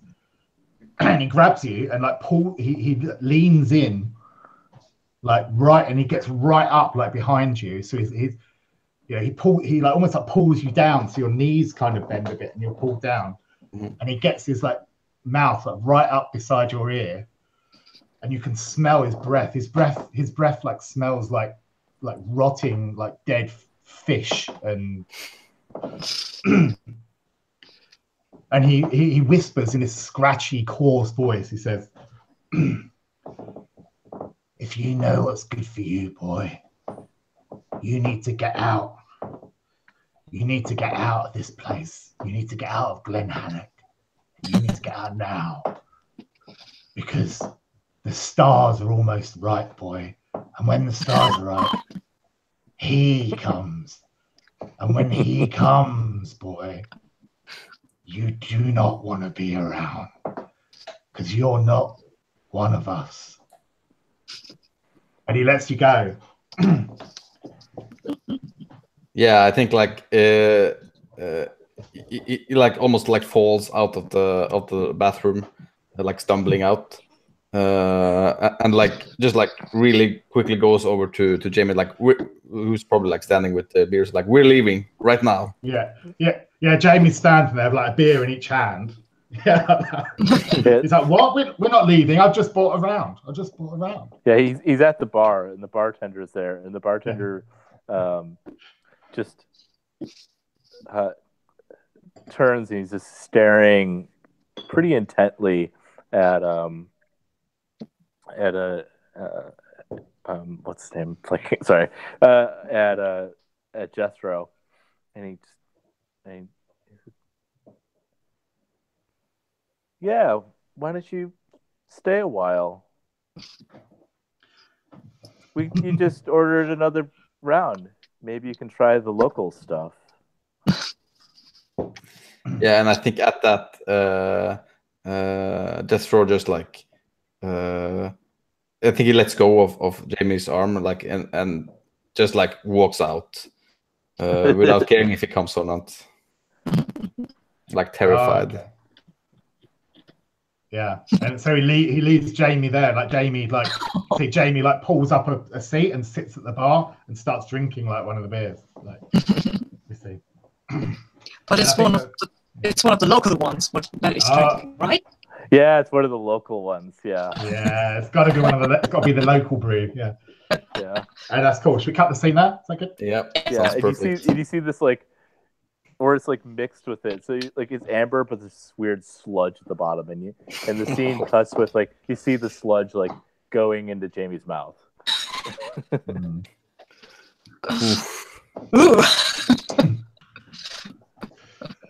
Cool. Nice one, isn't it? So, Jethro, how are you feeling after that encounter? Like, fucking terrified. I think like. Yeah, it's.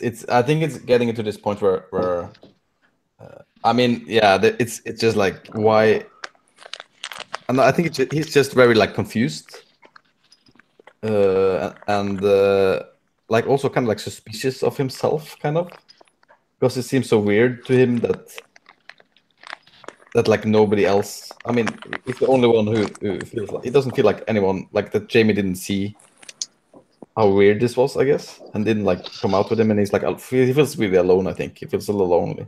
Yeah, and it was weird since Jamie usually like is terrified of everything. Yeah. Yeah. Cool. So do we think that Jethro gained another trait there? How about rattled? Quite like kind of like. Yeah. Rattled. Yeah. Jethro. Yeah, he's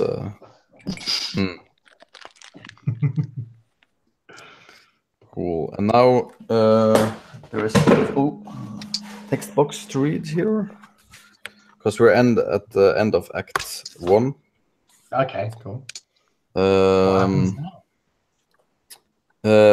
Part 1 of the game has just ended. Starting with the next scene, at the end of any scene, the witness can begin the journey into darkness that will lead us to the climax of our story, the final horror.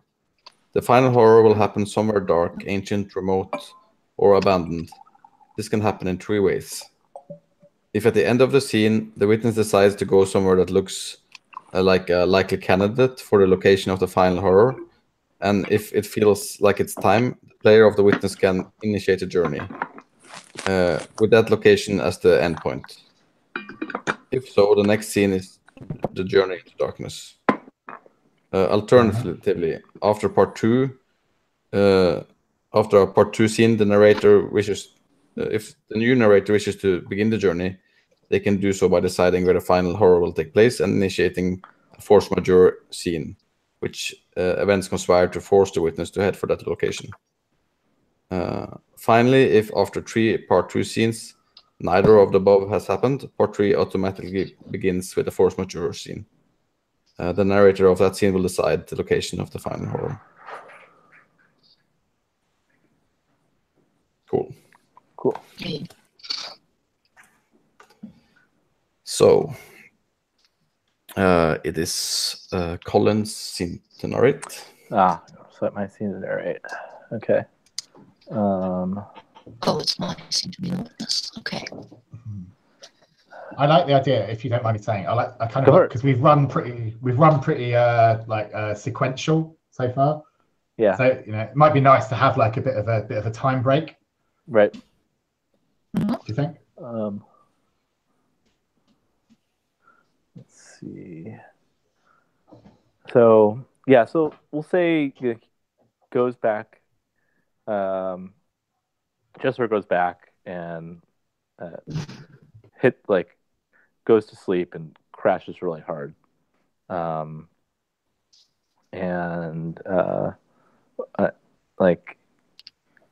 wakes up.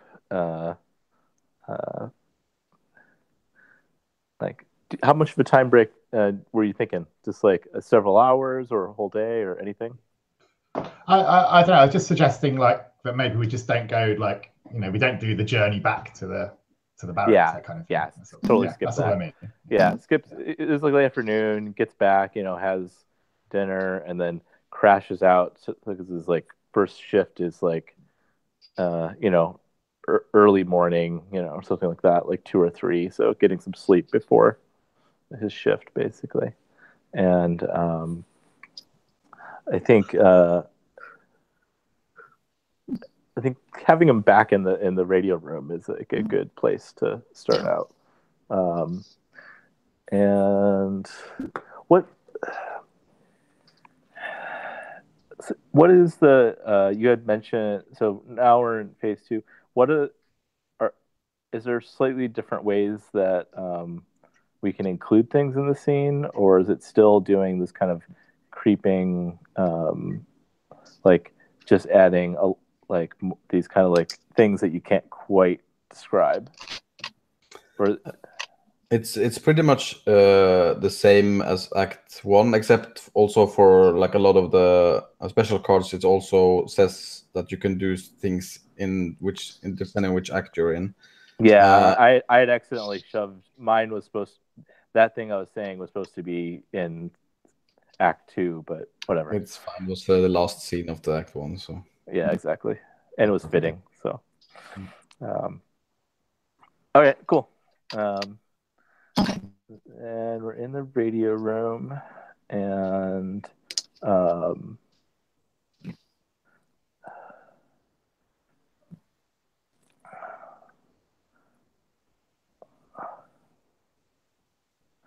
I think he's in the radio room, and there's the hum of the machine equipment, and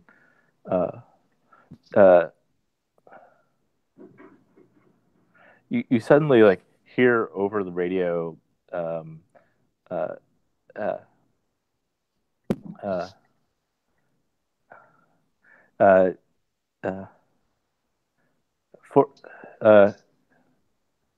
anyone. Can anyone hear me? Anyone hear me? This is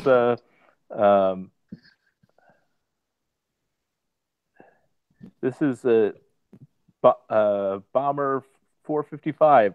Anyone hear me? Jethro just was actually about to answer when he remembered that there was a code that had to be added. And I think that would have to be added by a friendly bomber too, wouldn't it? So he's probably. So he's sitting there and he's pretty nervous about the whole thing and looks around if somebody's here. If McKinney is near, and he just nervously playing with a switch to answer or not, and he knows how McKinney is with protocol, but the sky sounds. Yeah, it's like, can anyone hear me? We're lost. We don't know what, like, we're supposed to be over Germany right now, but it's all just water, and we keep, like, can't make sense of the sky. Can anyone hear me? Oh well. Yeah, go ahead. Michael, go ahead. Yeah, and I think you can, like, when you look over to, like, there's like a blackboard on the wall with like these squares, and you see like the number 1831247, and like this, the squares also kind of remind you of, you know, the previous squares we have had on the arms and. Okay, so. Just for, I think you can't stand listening to that. We don't have much fuel left. We need to know, like, place to land. I don't know, anyone out there. Hello, can you hear me? 18 yes, 12 who is this? 47. This is Fort Glenhannock in Scotland. We're in Scotland. It's like, are those? I got these numbers. It's like 47, 412, 3, and you like recognize those numbers, and those numbers are from like a week ago. Listen, these numbers are old that you're using. But, I just got these today. This morning. There must be some mess up. Yeah, maybe. Where are, like, glad this is Friendlies. Where are we? Like, Scotland. You're in the north of Scotland, near the Scotland? coast. Yeah. I don't know. You got turned around. This is Scotland. This is Fort Glenhannock. This can't be Scotland. We don't have enough fuel to get to Scotland from where we were. I don't know, but I know this is Scotland, and I'm just will look at the whole radar and see if you can see a blip on his radar screen, or if you can just hear them. He looks at the radar screen and and he just like, goes blip blip, and you see the dot where this plane is. Okay. It's a little bit off the coast still, but like as he stares at the radar screen, suddenly just like this like flash of light, and it looks like the lines in the sky and the lines of the people, just like these like lines go across the radar screen, like blips, just like basically like blips pop up all over, and in his mind's eye he can like see like connect the dots between all these dots. They just like flash on, and then they like, and then they go away. And when the dots like flash on the radar as well, there's this suddenly like really high pitched like tone like comes out into your headphones, and it's like wavering. It's like wow, wow, wow, wow, wow, like that. It's almost like a musical refrain, like repeating. Jethro pulls his headphones off violently and throws them down, just jumps away a bit from the screen and the blip and the noise, and he breathes heavily. He's scared. He didn't expect something like that. And takes another look at the radar array, and then it's like silent for a bit, like, and that other plane that you had saw isn't even there. So he carefully goes back and puts one of the headphones back to his ear. And it's like there's this loud, crazy static.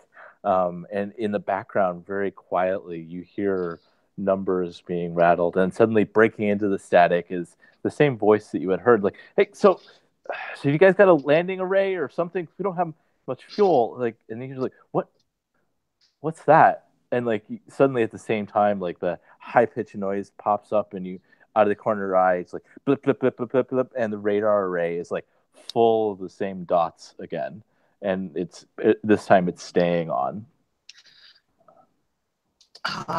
Are these dots coming closer?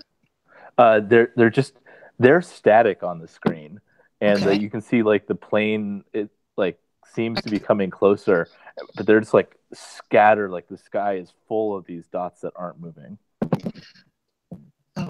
Okay, so so I have to. I think Jethro will react a little bit and will panic a bit, and he will run to the gun where you can see the sky, where you can actually see the sky, and where Jamie is supposed to be. So he totally leaves his post and just runs. Yes, he totally leaves his post. Yeah, sure. Has to see what's going on. Right. Maybe Jamie can see that too, and he won't be the only one. But runs out, and the sky is strangely clear, and but there's nothing. It's just clear, and it seems peaceful out. Jamie's not here. But he should be. That would be his shift. Yeah. There's another guy here. It's a Jason. Jason? You don't know him too well. No. He's new to the base. Okay. Okay. So Jethro looks at Jason and says, "Hey, where's Jamie?" I don't know. I haven't. He was supposed to show up for a shift, I guess. I just got I'm supposed to be sleeping right now, and I just got yanked out and told to man the fort here because he didn't come back. Jamie's not here. Oh my God! Where did he come back from? Where was he? I have to, and Jethro turns around and runs back to his station to look at the radar again if the dots are still there, and if the noise is still quiet. there. It's quiet. Does he put the headphones back on? Yeah, sure. Well, he puts one headphone to his ear just so he hasn't got them on, so he can put some distance between that and his ear carefully. And he puts it on, and again, you hear static with the numbers behind it, and the sudden you hear a voice on there. You're back. Where are you back?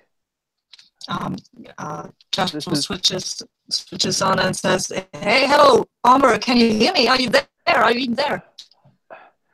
We keep seeing strange things around us, and we need to land. This is we've got an injured crewman back here. So if you got our Sergeant Peterson has been hurt. Oh my God. Tom. And Jethro's heart skips a beat when he hears that name. It could be another, but he doesn't think of that. He doesn't think he hears that name and he thinks it's Tom. Yeah, and he says, okay, follow my transmission. Follow my transmission, and he tries to send signals that will lead that plane to some road or something. Yeah, to the base, to some road that can maybe land on. Yeah. And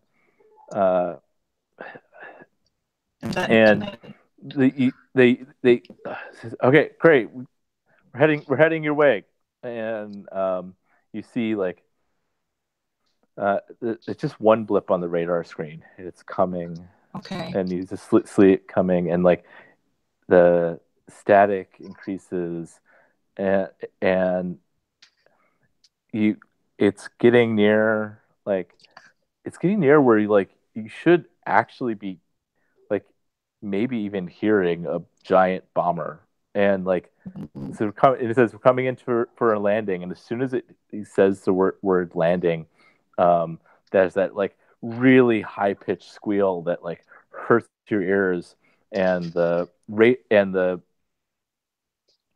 blip on the radar, the entire radar screen just lights up with dots all over it. It's just massive, things are everywhere, and then it just all goes quiet again, and there's no playing, and it's just quiet on your headset. The static isn't even there, and nothing.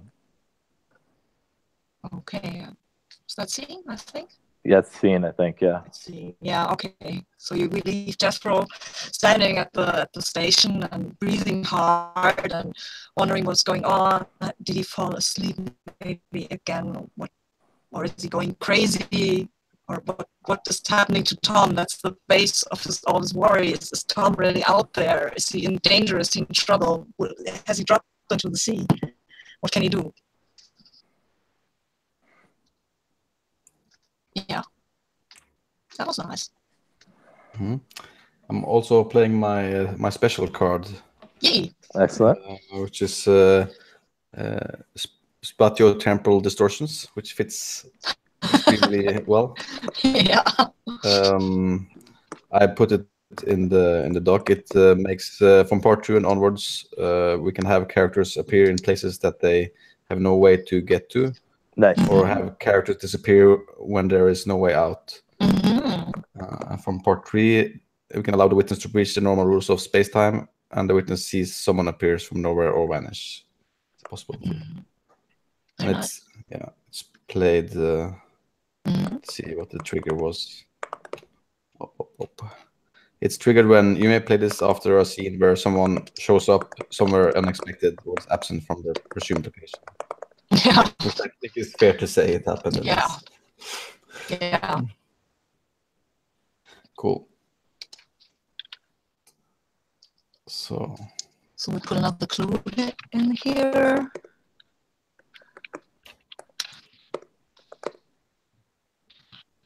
Yeah, what was the clue from that scene? Where that should have been over or misplaced bomber. The clue would definitely be like the weirdness with space and time. That like they said numbers from a week ago. They were supposed to be over Germany and they're over Scotland. Like, and just like yeah. And the radar said that they should be like right on top of the fort. Yeah. Playing there. Yeah. The radar, and they looked at the sky and saw nothing, and the radar seeing something that he couldn't see in with his own eyes. Yeah.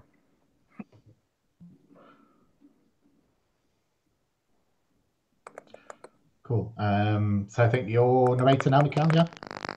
Mm-hmm. Yep. Let's see. Has everyone in between scenes? Has everyone been writing down their jump to conclusion? Oh yeah, I should. Yeah. I have forgotten, but I still have my conclusions. Yeah.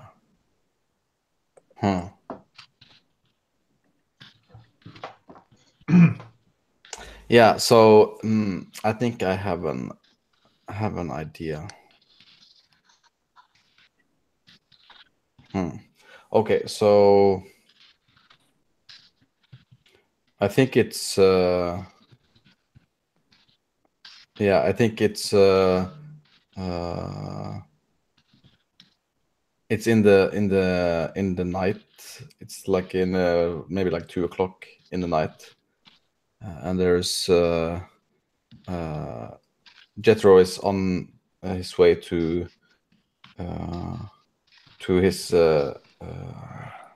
like posting on the radio. He hasn't been sleeping, of course.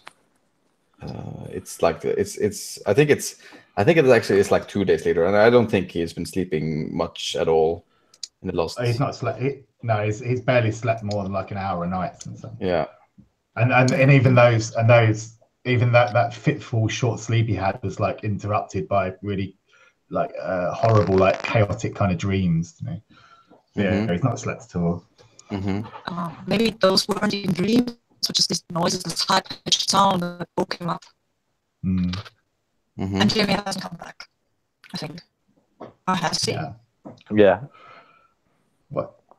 Well, Jamie hasn't come back yet, but someone can introduce Jamie coming back in a scene. I think it would be Yeah. great. So Yeah. I like the fact that Jamie's been missing for a good couple of days, kind of thing. yeah. Oh yeah. I think actually like there's like this. There's like the walk from the barracks to the com bunker is like on. I mean, it's this fort. It's like a fortress on top of like this cliff, and it's like on top of like a wall overseeing like down the cliffs, so you can see that consists with this like holes to put flax, like the flak in. There's no flax in there right now, like flak cannons in there right now, but you can still like see like down the cliffs as you're supposed to like aim at any boats coming if there was something like that. And like it's a pretty like stormy night, but somehow it's also pretty like it's not very dark. Like it's a full moon, like a pretty like big full moon, and you can see it's pretty. You can see quite far. Like it's actually quite bright. Like it's one of those kind of like it's not. This is not in a city, so the moon would actually like light up the whole landscape quite a bit. And I think like as you walk past one of these like holes in the fortress, you see someone walking down like one of the like paths down to the cliffs, and as the person walks right like below you, there's like this lightning crack, and you see the face of Jamie with this like you're not sure if it's actually that, but it seems like this kind of geometrical like things in his face. Okay. So I'm at the top of the cliff, like looking down, and I'm kind of smoking a cigarette at the time. And and the lightning cracks, and I see Jamie like down there. Is it like on the? It's like imagine it's like a really like kind of pebbly kind of beach down there. And I see him, and my cigarette just like drops out of my mouth, because my mouth just kind of drops open, and the cigarette just kind of drops, and it bounces like off of my shirt, and the embers kind of catch, and you just see it, and and then I'm going to play my special card here, actually, which is let me just grab it. Hold on a sec.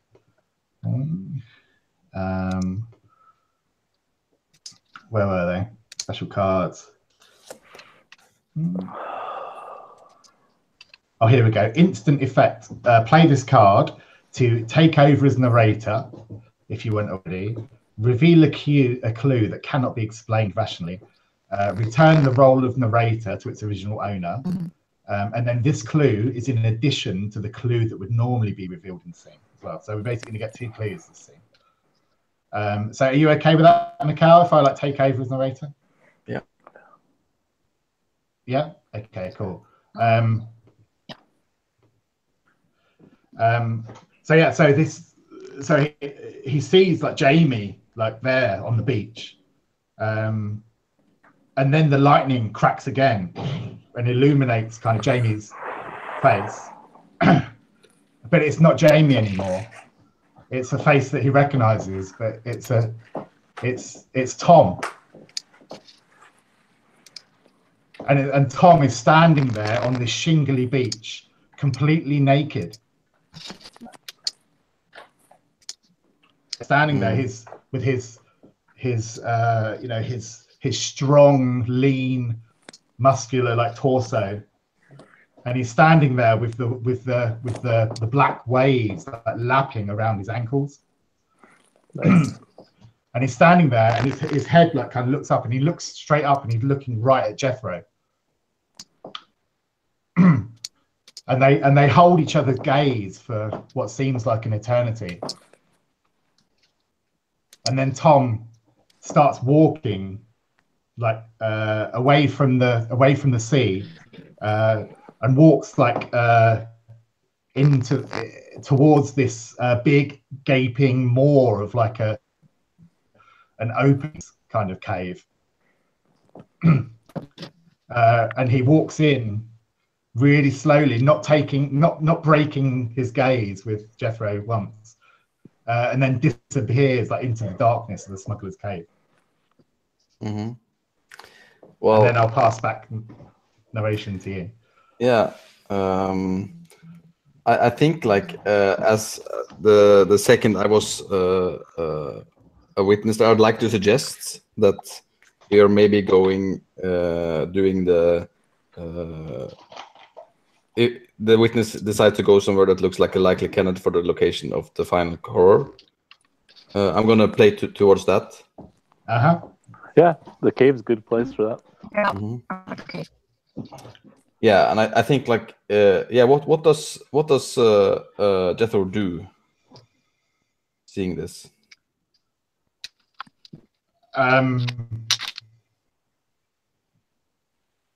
His hand, like when Tom disappears out of view into the cave, his hand like instinctively like reaches down into his pocket, and his hand like closes around the pocket knife.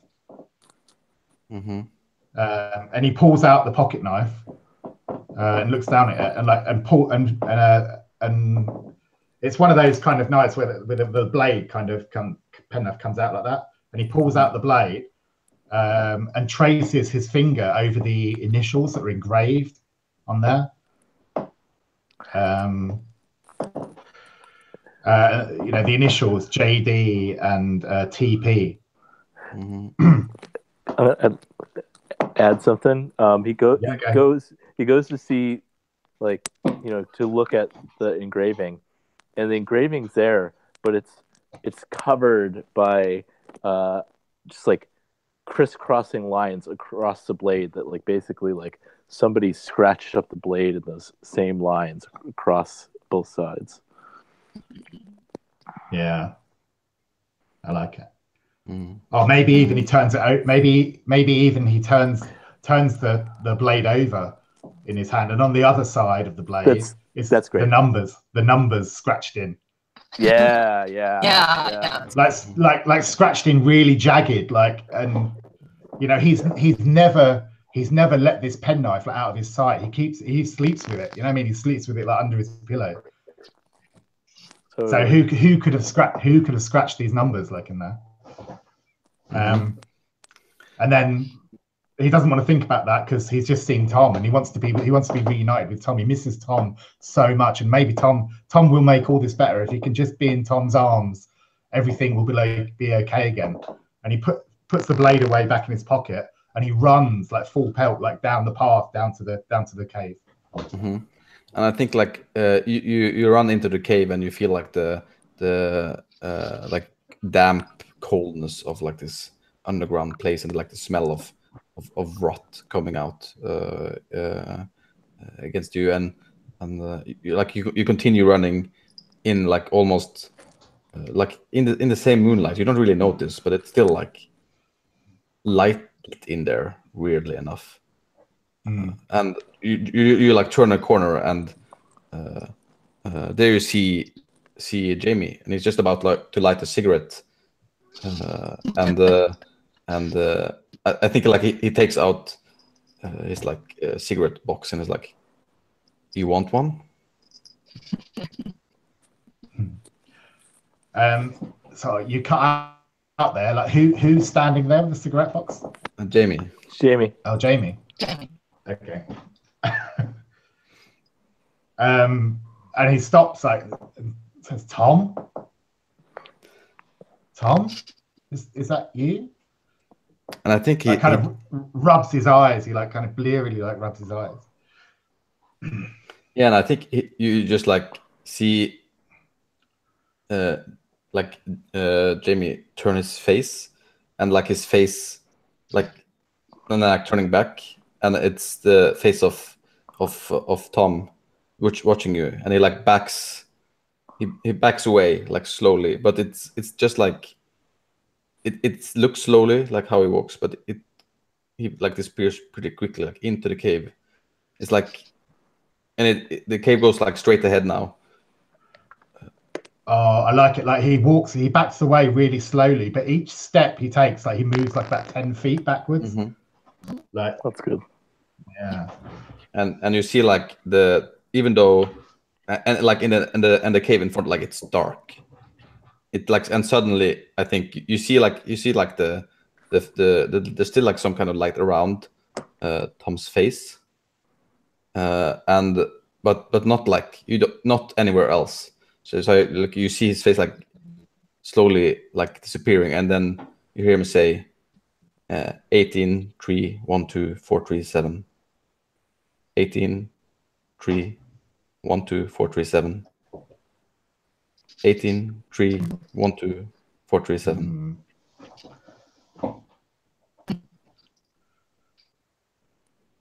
I think it's a good time to cut scene there. Yeah, that's great. Yeah. Wow, nice one. Ooh. So I think we're in the dark descent, aren't we now? This is really creepy. Yeah, it's creepy. Those numbers are creepy. Yeah, who would have known that these would be so a central part of the. Oof.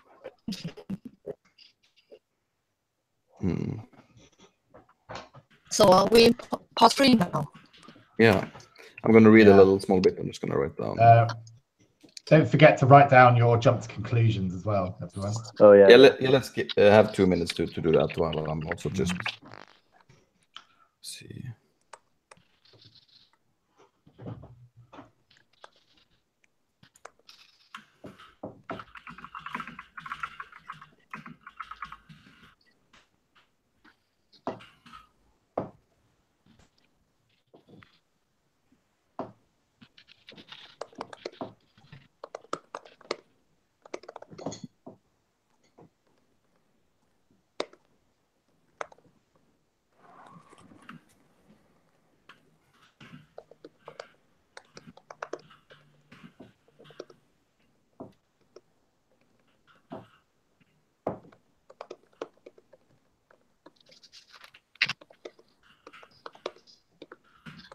Can I take another break? I'm sorry, I'm drinking coffee. Yeah. We can have a 5-minute break. It fits fine with this doing the final conclusion and writing down the last bit.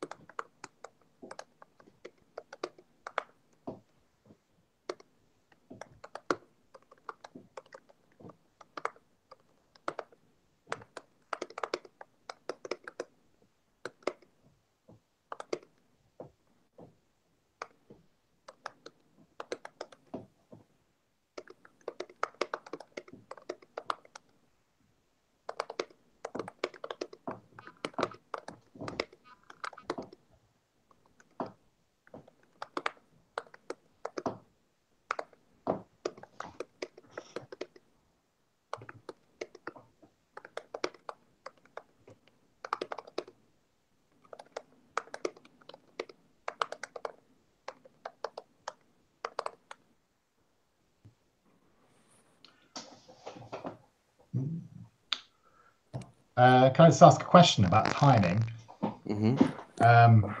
So yeah, this was scheduled till 8. I'm okay to go a little bit longer, but I will need to kind of get going by about 8:15, 8:20. I think we should be fine for that. I was hoping. Yeah.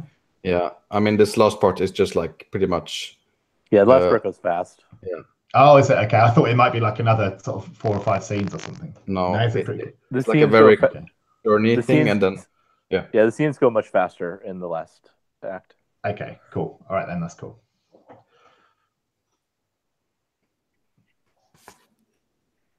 Yeah, it's pretty much just like it's one short journey scene, one scene, and then the epilogue. Okay. Does it kind of work a little bit like the aftermath from the game of Fiasco, when it's just like kind of real bullet point kind of things like that? A little bit. Yeah. In So a Cthulhu way.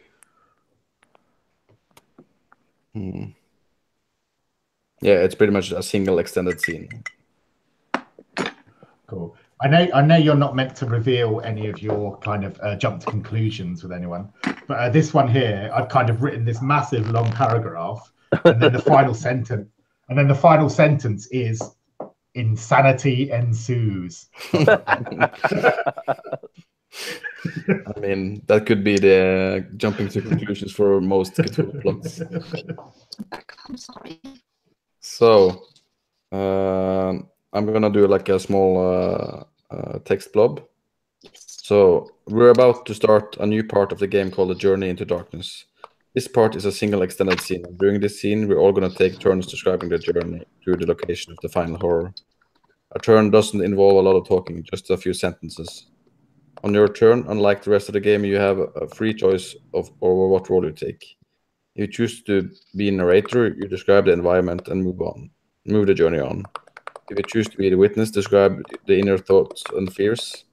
If you choose to be the watcher, you elaborate on whatever the previous players described. We played through at least 12 turns, so we can just do like the 12 turns since we're trying to also end on time-ish. Starting with the 12th turn, if we choose to be the narrator, we can describe the witness arrival at the location of the final horror and the end of the journey. Yeah. Have we got it? So this is pretty much like a journey into the cave, pretty much. Yeah. You want to start, Colin? Yeah. So I'm narrator for this, and when we left off, did this Jamie, Tom, like, were they still seeing them, or did they disappear into the cave? I forget.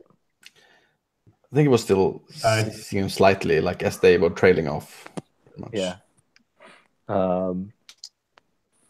So,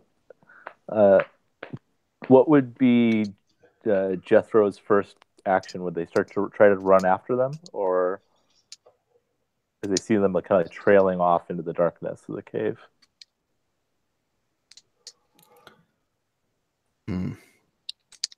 I think I'd see Jethro running after. Running. Okay. Yeah. I see Jethro like ripping his clothes off as he's running towards him. How about instead of him ripping his clothes off, like he runs and he falls, like trips over a rock and like just scatters across like a bunch of like really kind of like sharp rocks, and his clothing gets torn. Yeah. And he like stands up, and he's scraped up and bloody from that, but like the scrapes look like the same lines from the this is me pulling the second part of my card, is I get to extend the deformity mutilation to the witness. So basically it's just he's covered in, there's like all the scrapes just form like lines like in different directions in a way that should not have happened from this fall at all, and his like his whole like left torso is just kind of torn up and bloody, and he looks up and he hears and Jamie / Tom are gone, but he just like hears echoing the distance the numbers 18, 3, blah blah. So, and then I guess we'll jump to the next person in the next narrator. Yeah. Oh, Paul. Get muted. Wouldn't it move around? Wouldn't it move around to you, Mikhail? Also fine, I guess. Or is it order? Yeah, sure. Let's. Yeah. We're following the Keep- order. Yeah. Yeah, I'll keep following order. Cool. I think you see actually I think it cuts to like Jethro being like at the start of the cave again and like looking like terrified around and down at like his bleeding chest and like and then like looking confused and then running into the cave again.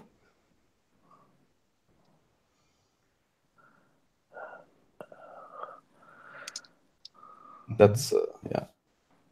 So it was at the start of the cave again. Yeah. Okay. So it's my turn. Yep. So I guess yeah. I think he starts at the cave again. At the cave mouth again, and looks down at himself again. Wonders what has happened, but now he starts maybe catching on, and he starts murmuring those numbers himself when he takes steps 18, 3, 12, 43, 7, and he vanishes into the darkness. Next one. So as Jethro kind of enters the cave again, it's properly dark this time, but he can see like right at the back of the cave there's like a dull glow of light, and he heads towards it. He picks it and he can hear like and the numbers that he's reciting as he walks deeper into the cave. There's almost like a callback of like a chorus. So he says like 18 under his breath, and it sounds like there's like 30, 40 voices like softly call back to him, 18. And he gets down to the back of the cave, and the roof of the cave like narrows, and it turns into this like passageway that's been like dug like into the rock. And it's totally sort of smooth, like and geometrical. Like it's not been carved out. It's been the walls they're dripping with kind of seawater sensation, but they're completely smooth. And the light is coming from the end of this tunnel, and he touches the walls, and then heads deep into the tunnel. And I'll pass on. All right. I totally know exactly what's happening. So passes through this tunnel and to this, and it's like light at the end, and he notices, and basically just like he's kind of blinded by the light, and there's that high-pitched squeal, and then suddenly, like, and he kind of closes his eyes, and he opens his eyes, and the room, he's in a room that has the same strangely polished walls, and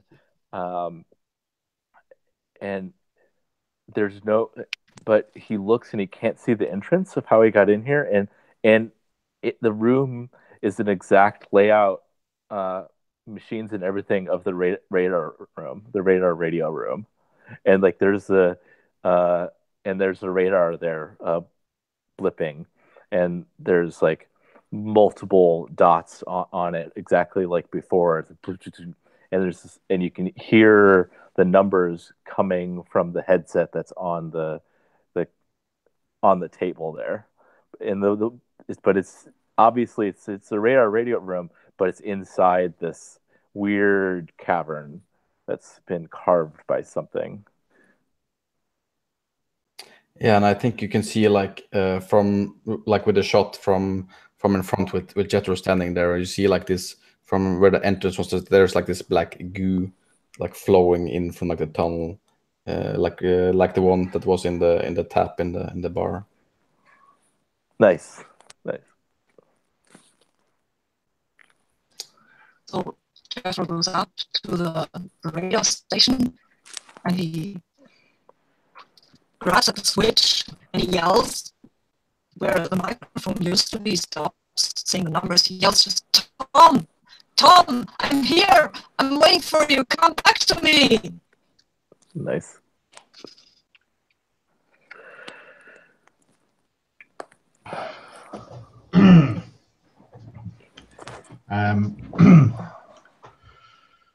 And then there's a hand on his shoulder. And he turns around and it's Tom standing there behind him. But out of Tom's, Tom, he looks up into his eyes, and Tom, he's expecting to see these like beautiful, like bright blue, loving eyes that he remembers gazing into on those long summer nights when they went down to the meadow and would spend the night there together in a small tent. But instead of seeing those beautiful blue eyes, there's these ragged holes and this black like ooze. It's just is like dripping slowly like down his cheeks. And he says, "I've missed you so much, Jethro. I want you to be with me. I want us to be together forever." And we'll cut the scene there. Nice. So we're back onto me. Let's see.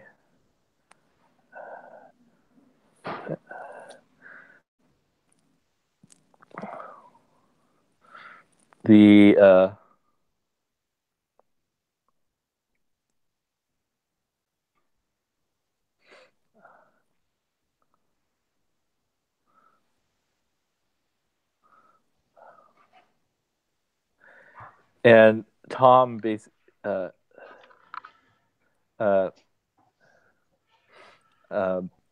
Jethro like had the knife out in his hand the whole time because he's been kind of terrified, and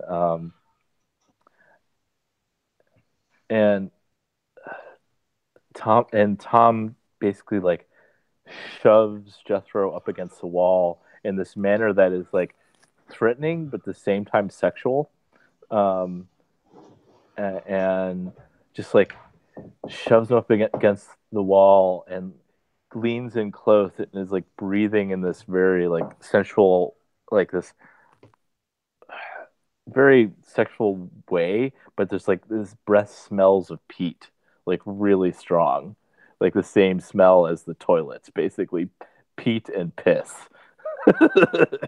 and he casually just like grabs the knife from Jethro and just starts, like as he's holding Jethro against the wall, starts starts to like carve more lines into Jethro's chest. Oh yeah, he rips like his shirt off, like it, Yeah, whatever's left of the shirt. Way. Yeah. And starts carving.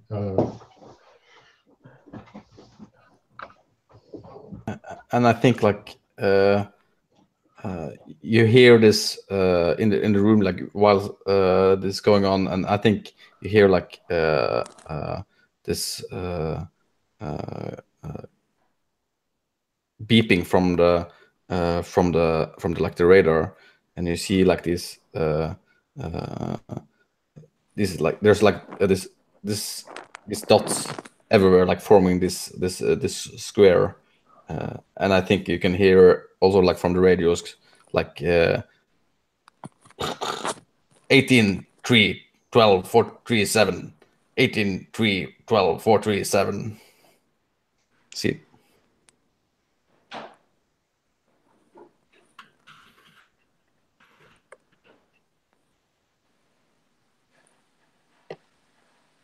You're muted, Sabina. I'm sorry, I'm not muted anymore. Jethro is pushed up against the wall, and this Tom thing is cutting into him, and he's struggling. He's starting to struggle. He starts to push Tom away. He says, "No, You're not Tom. Get away from me. That's me. So do we? I forget. Do we have like a certain number of scenes we're trying to get through, Yeah, or do we? this is the last journey scene before we reveal the final horror. Okay, so this is the last one. So I'm the last describer here. Mm-hmm. Okay. Okay. So, is it my scene now? Yeah, it's you. Cool. Yeah, it's yours, Paul. So, Okay, cool. So you're the last Yeah. one. All right. So he pushes Tom away, but and he tries to run. He's totally lost. He's confused. Doesn't know where he is. And he just runs for an exit that he sees. It's the only exit, but it's not. It's on the other side of the cavern to where he came in, and it wasn't there before. And he runs runs away, and he stumbles and falls. And the walls are covered in that black sort of slime, and the floors are covered in the slime. And he slips on it all the time. And he sees this light like in front of him at the end of the tunnel, and it's getting closer and closer. And then he realizes what it is, and there's a group of like 20, 30 people, and it's all the villagers, and they're all carrying like sort of torches, and they're walking like towards him down the corridor, so totally taking up all the space, and they're chanting the numbers 18, 3, 12. He comes. 18, 3, 12. He comes. Cool. So, does anyone have an idea for the final horror? Basically, like for the final horror scenes, we choose. There's just one narrator, and if anyone has an idea, it's. So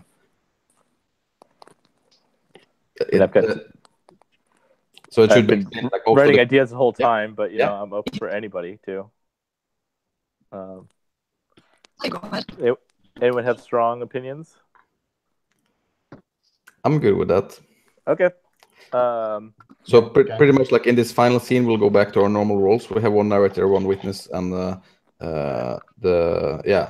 So pretty much we abandon all those perky rules about rational explanations, and we'll describe things that nobody can deny are supernatural in nature. The witness will have even less control over their destiny in this scene than usual. They might try to run and hide, or if they really foolishly, they might to fight the horror. So this is mostly narrating your terrified normal state. That's what you're doing as your witness. This one thing. Yeah. And these are the same, just like short scenes, but a lot more dramatic, basically. This is the one scene. Oh, this is one scene. Okay, got it.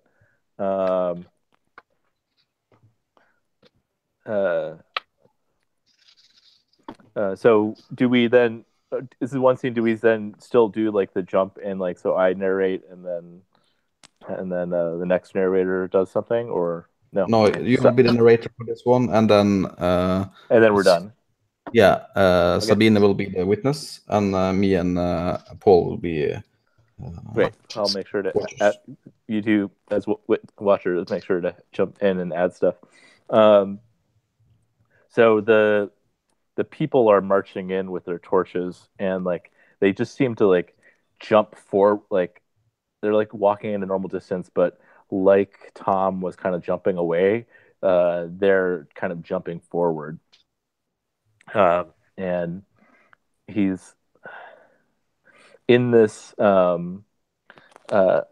He looks and just kind of standing there, and the crowd is suddenly there, and that cavern that he was in which was just like a small radar room before, is now huge, and on the and there's like a old looking carved like stone altar, and all around it are carvings that were just like on the standing stone up above. Yeah, go ahead, jump in.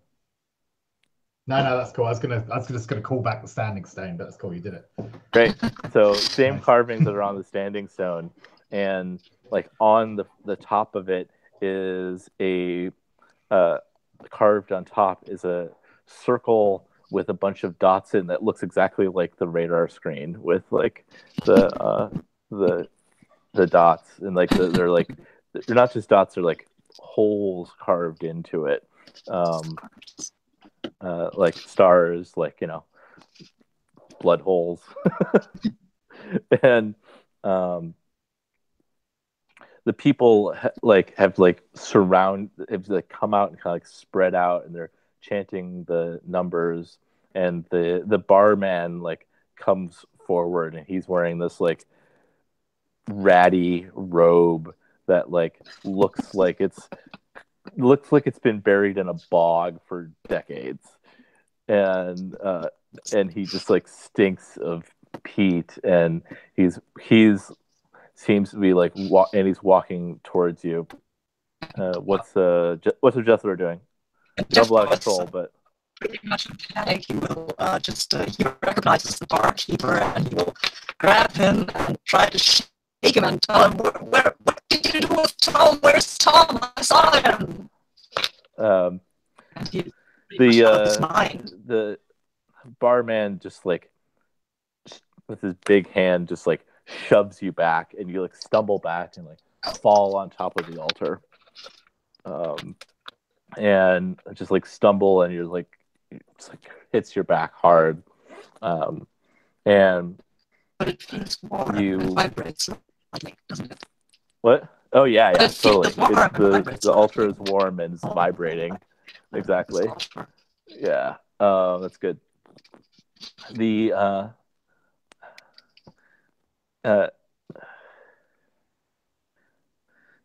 then you like land on the altar, and the bartender basically like shoves you down, is like and like shoves you kind of like into place on the altar and holding you down, and you look up, and there is you see you look up to see like Jamie's face looking down at you, and Jamie's face is completely covered in like he's been just like carved up, and it's recent and it's bloody, and you like blink and are just like kind of terrified, and you open your eyes again, and it's Tom. Tom, help me, please. It's okay. You left me behind before, but we'll be together again. Really? And Jethro tries to stretch out his hand, hopefully towards Tom. Please. Tom. I'm so scared. Tom is wearing the same like old ratty robe, and he goes to he reaches up his hand, and you see in his hand the same knife that he had, and he's like raising the knife up above, and what is in the rest of the crowd is chanting the numbers, and at the same time, do any of the witnesses have anything to add to this? Not witnesses, watchers to the scene. Any details? I think you see like their faces all being like carved up, and you see like the altar like from the shot above like starting to like look not solid anymore. Oh yeah, that's good. Like it's like kind of clear, translucent. And suddenly the top of the cavern just like vanishes, and you see the night sky. And you suddenly see the night sky, and you see all the like the shooting stars, and the shooting stars like form into solid lines, and there's like forming into solid lines, and then suddenly the Tom like swings the dagger down into Jethro's chest, and the lines solidify in the sky and just like crack open. Like the sky begins to crack open along all those lines. And then all of a sudden they're like knee deep in the sea. Like the waves are suddenly like there's no way that the tide could have come in this quick, you know? Right. Yeah. Like the cavern's being flooded, basically. But it's like a weird cavern because the cavern's open to the sky now. Yeah. Yeah, that's great. Can we call it scene there? Like blinding weird light from the sky as the sky cracks open, and time seems to both like stand still and exist and go fast, and you can't tell what's going on. Yeah. Cool. Yeah. I think we're also supposed to have an epilogue, but I know Paul is rearing to go probably. Oh, okay. You're muted also. Yeah, I do need to get going like in like 3 minutes. So. And I'm fine with having. I'm happy if you guys want to do like the epilogue without me. That's cool. Well, you just want to add your quick epilogue, and we'll just jump in. We can just do this in like seconds. Yeah. Okay. Yeah. Let's do it. How does it work then? I mean, it's just what happens to the witness after this. And you can jump ahead like decades. You can do whatever you want. You can just have him die. But go ahead, Paul.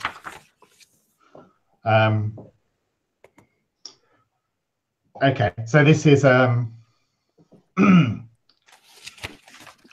this is like back in the up in the fort on the radio room, and someone else is like on the radio, you know, because like was it the captain's like fucking private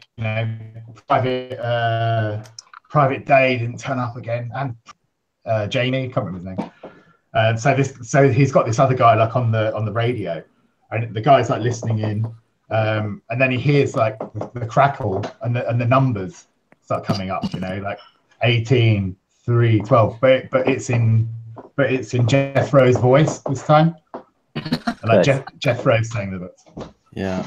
Nice.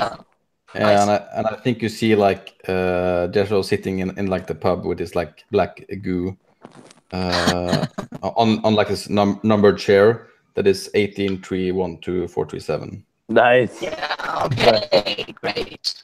Cool. Okay. I think we got our epilogue. Well, before you leave, Paul, it was awesome playing Cthulhu Mythos Horror with you. This was pretty. Yeah, I really enjoyed it. It gave exactly what I was hoping it gave. Yeah, I liked it. Yeah, and I look forward to wrestling with you soon. That's going to be great. Yeah, that's going to be cool. Anyway, thank you so much for everyone. Thanks, Mikhail, for putting on the game. Yeah, we didn't have a creature that Shotgun could do anything with in this one. Yeah. Cool. So yeah, thanks a lot. Have a good day, and I'll see you again soon, everyone. Cheers. Bye. Bye. Bye-bye. Bye.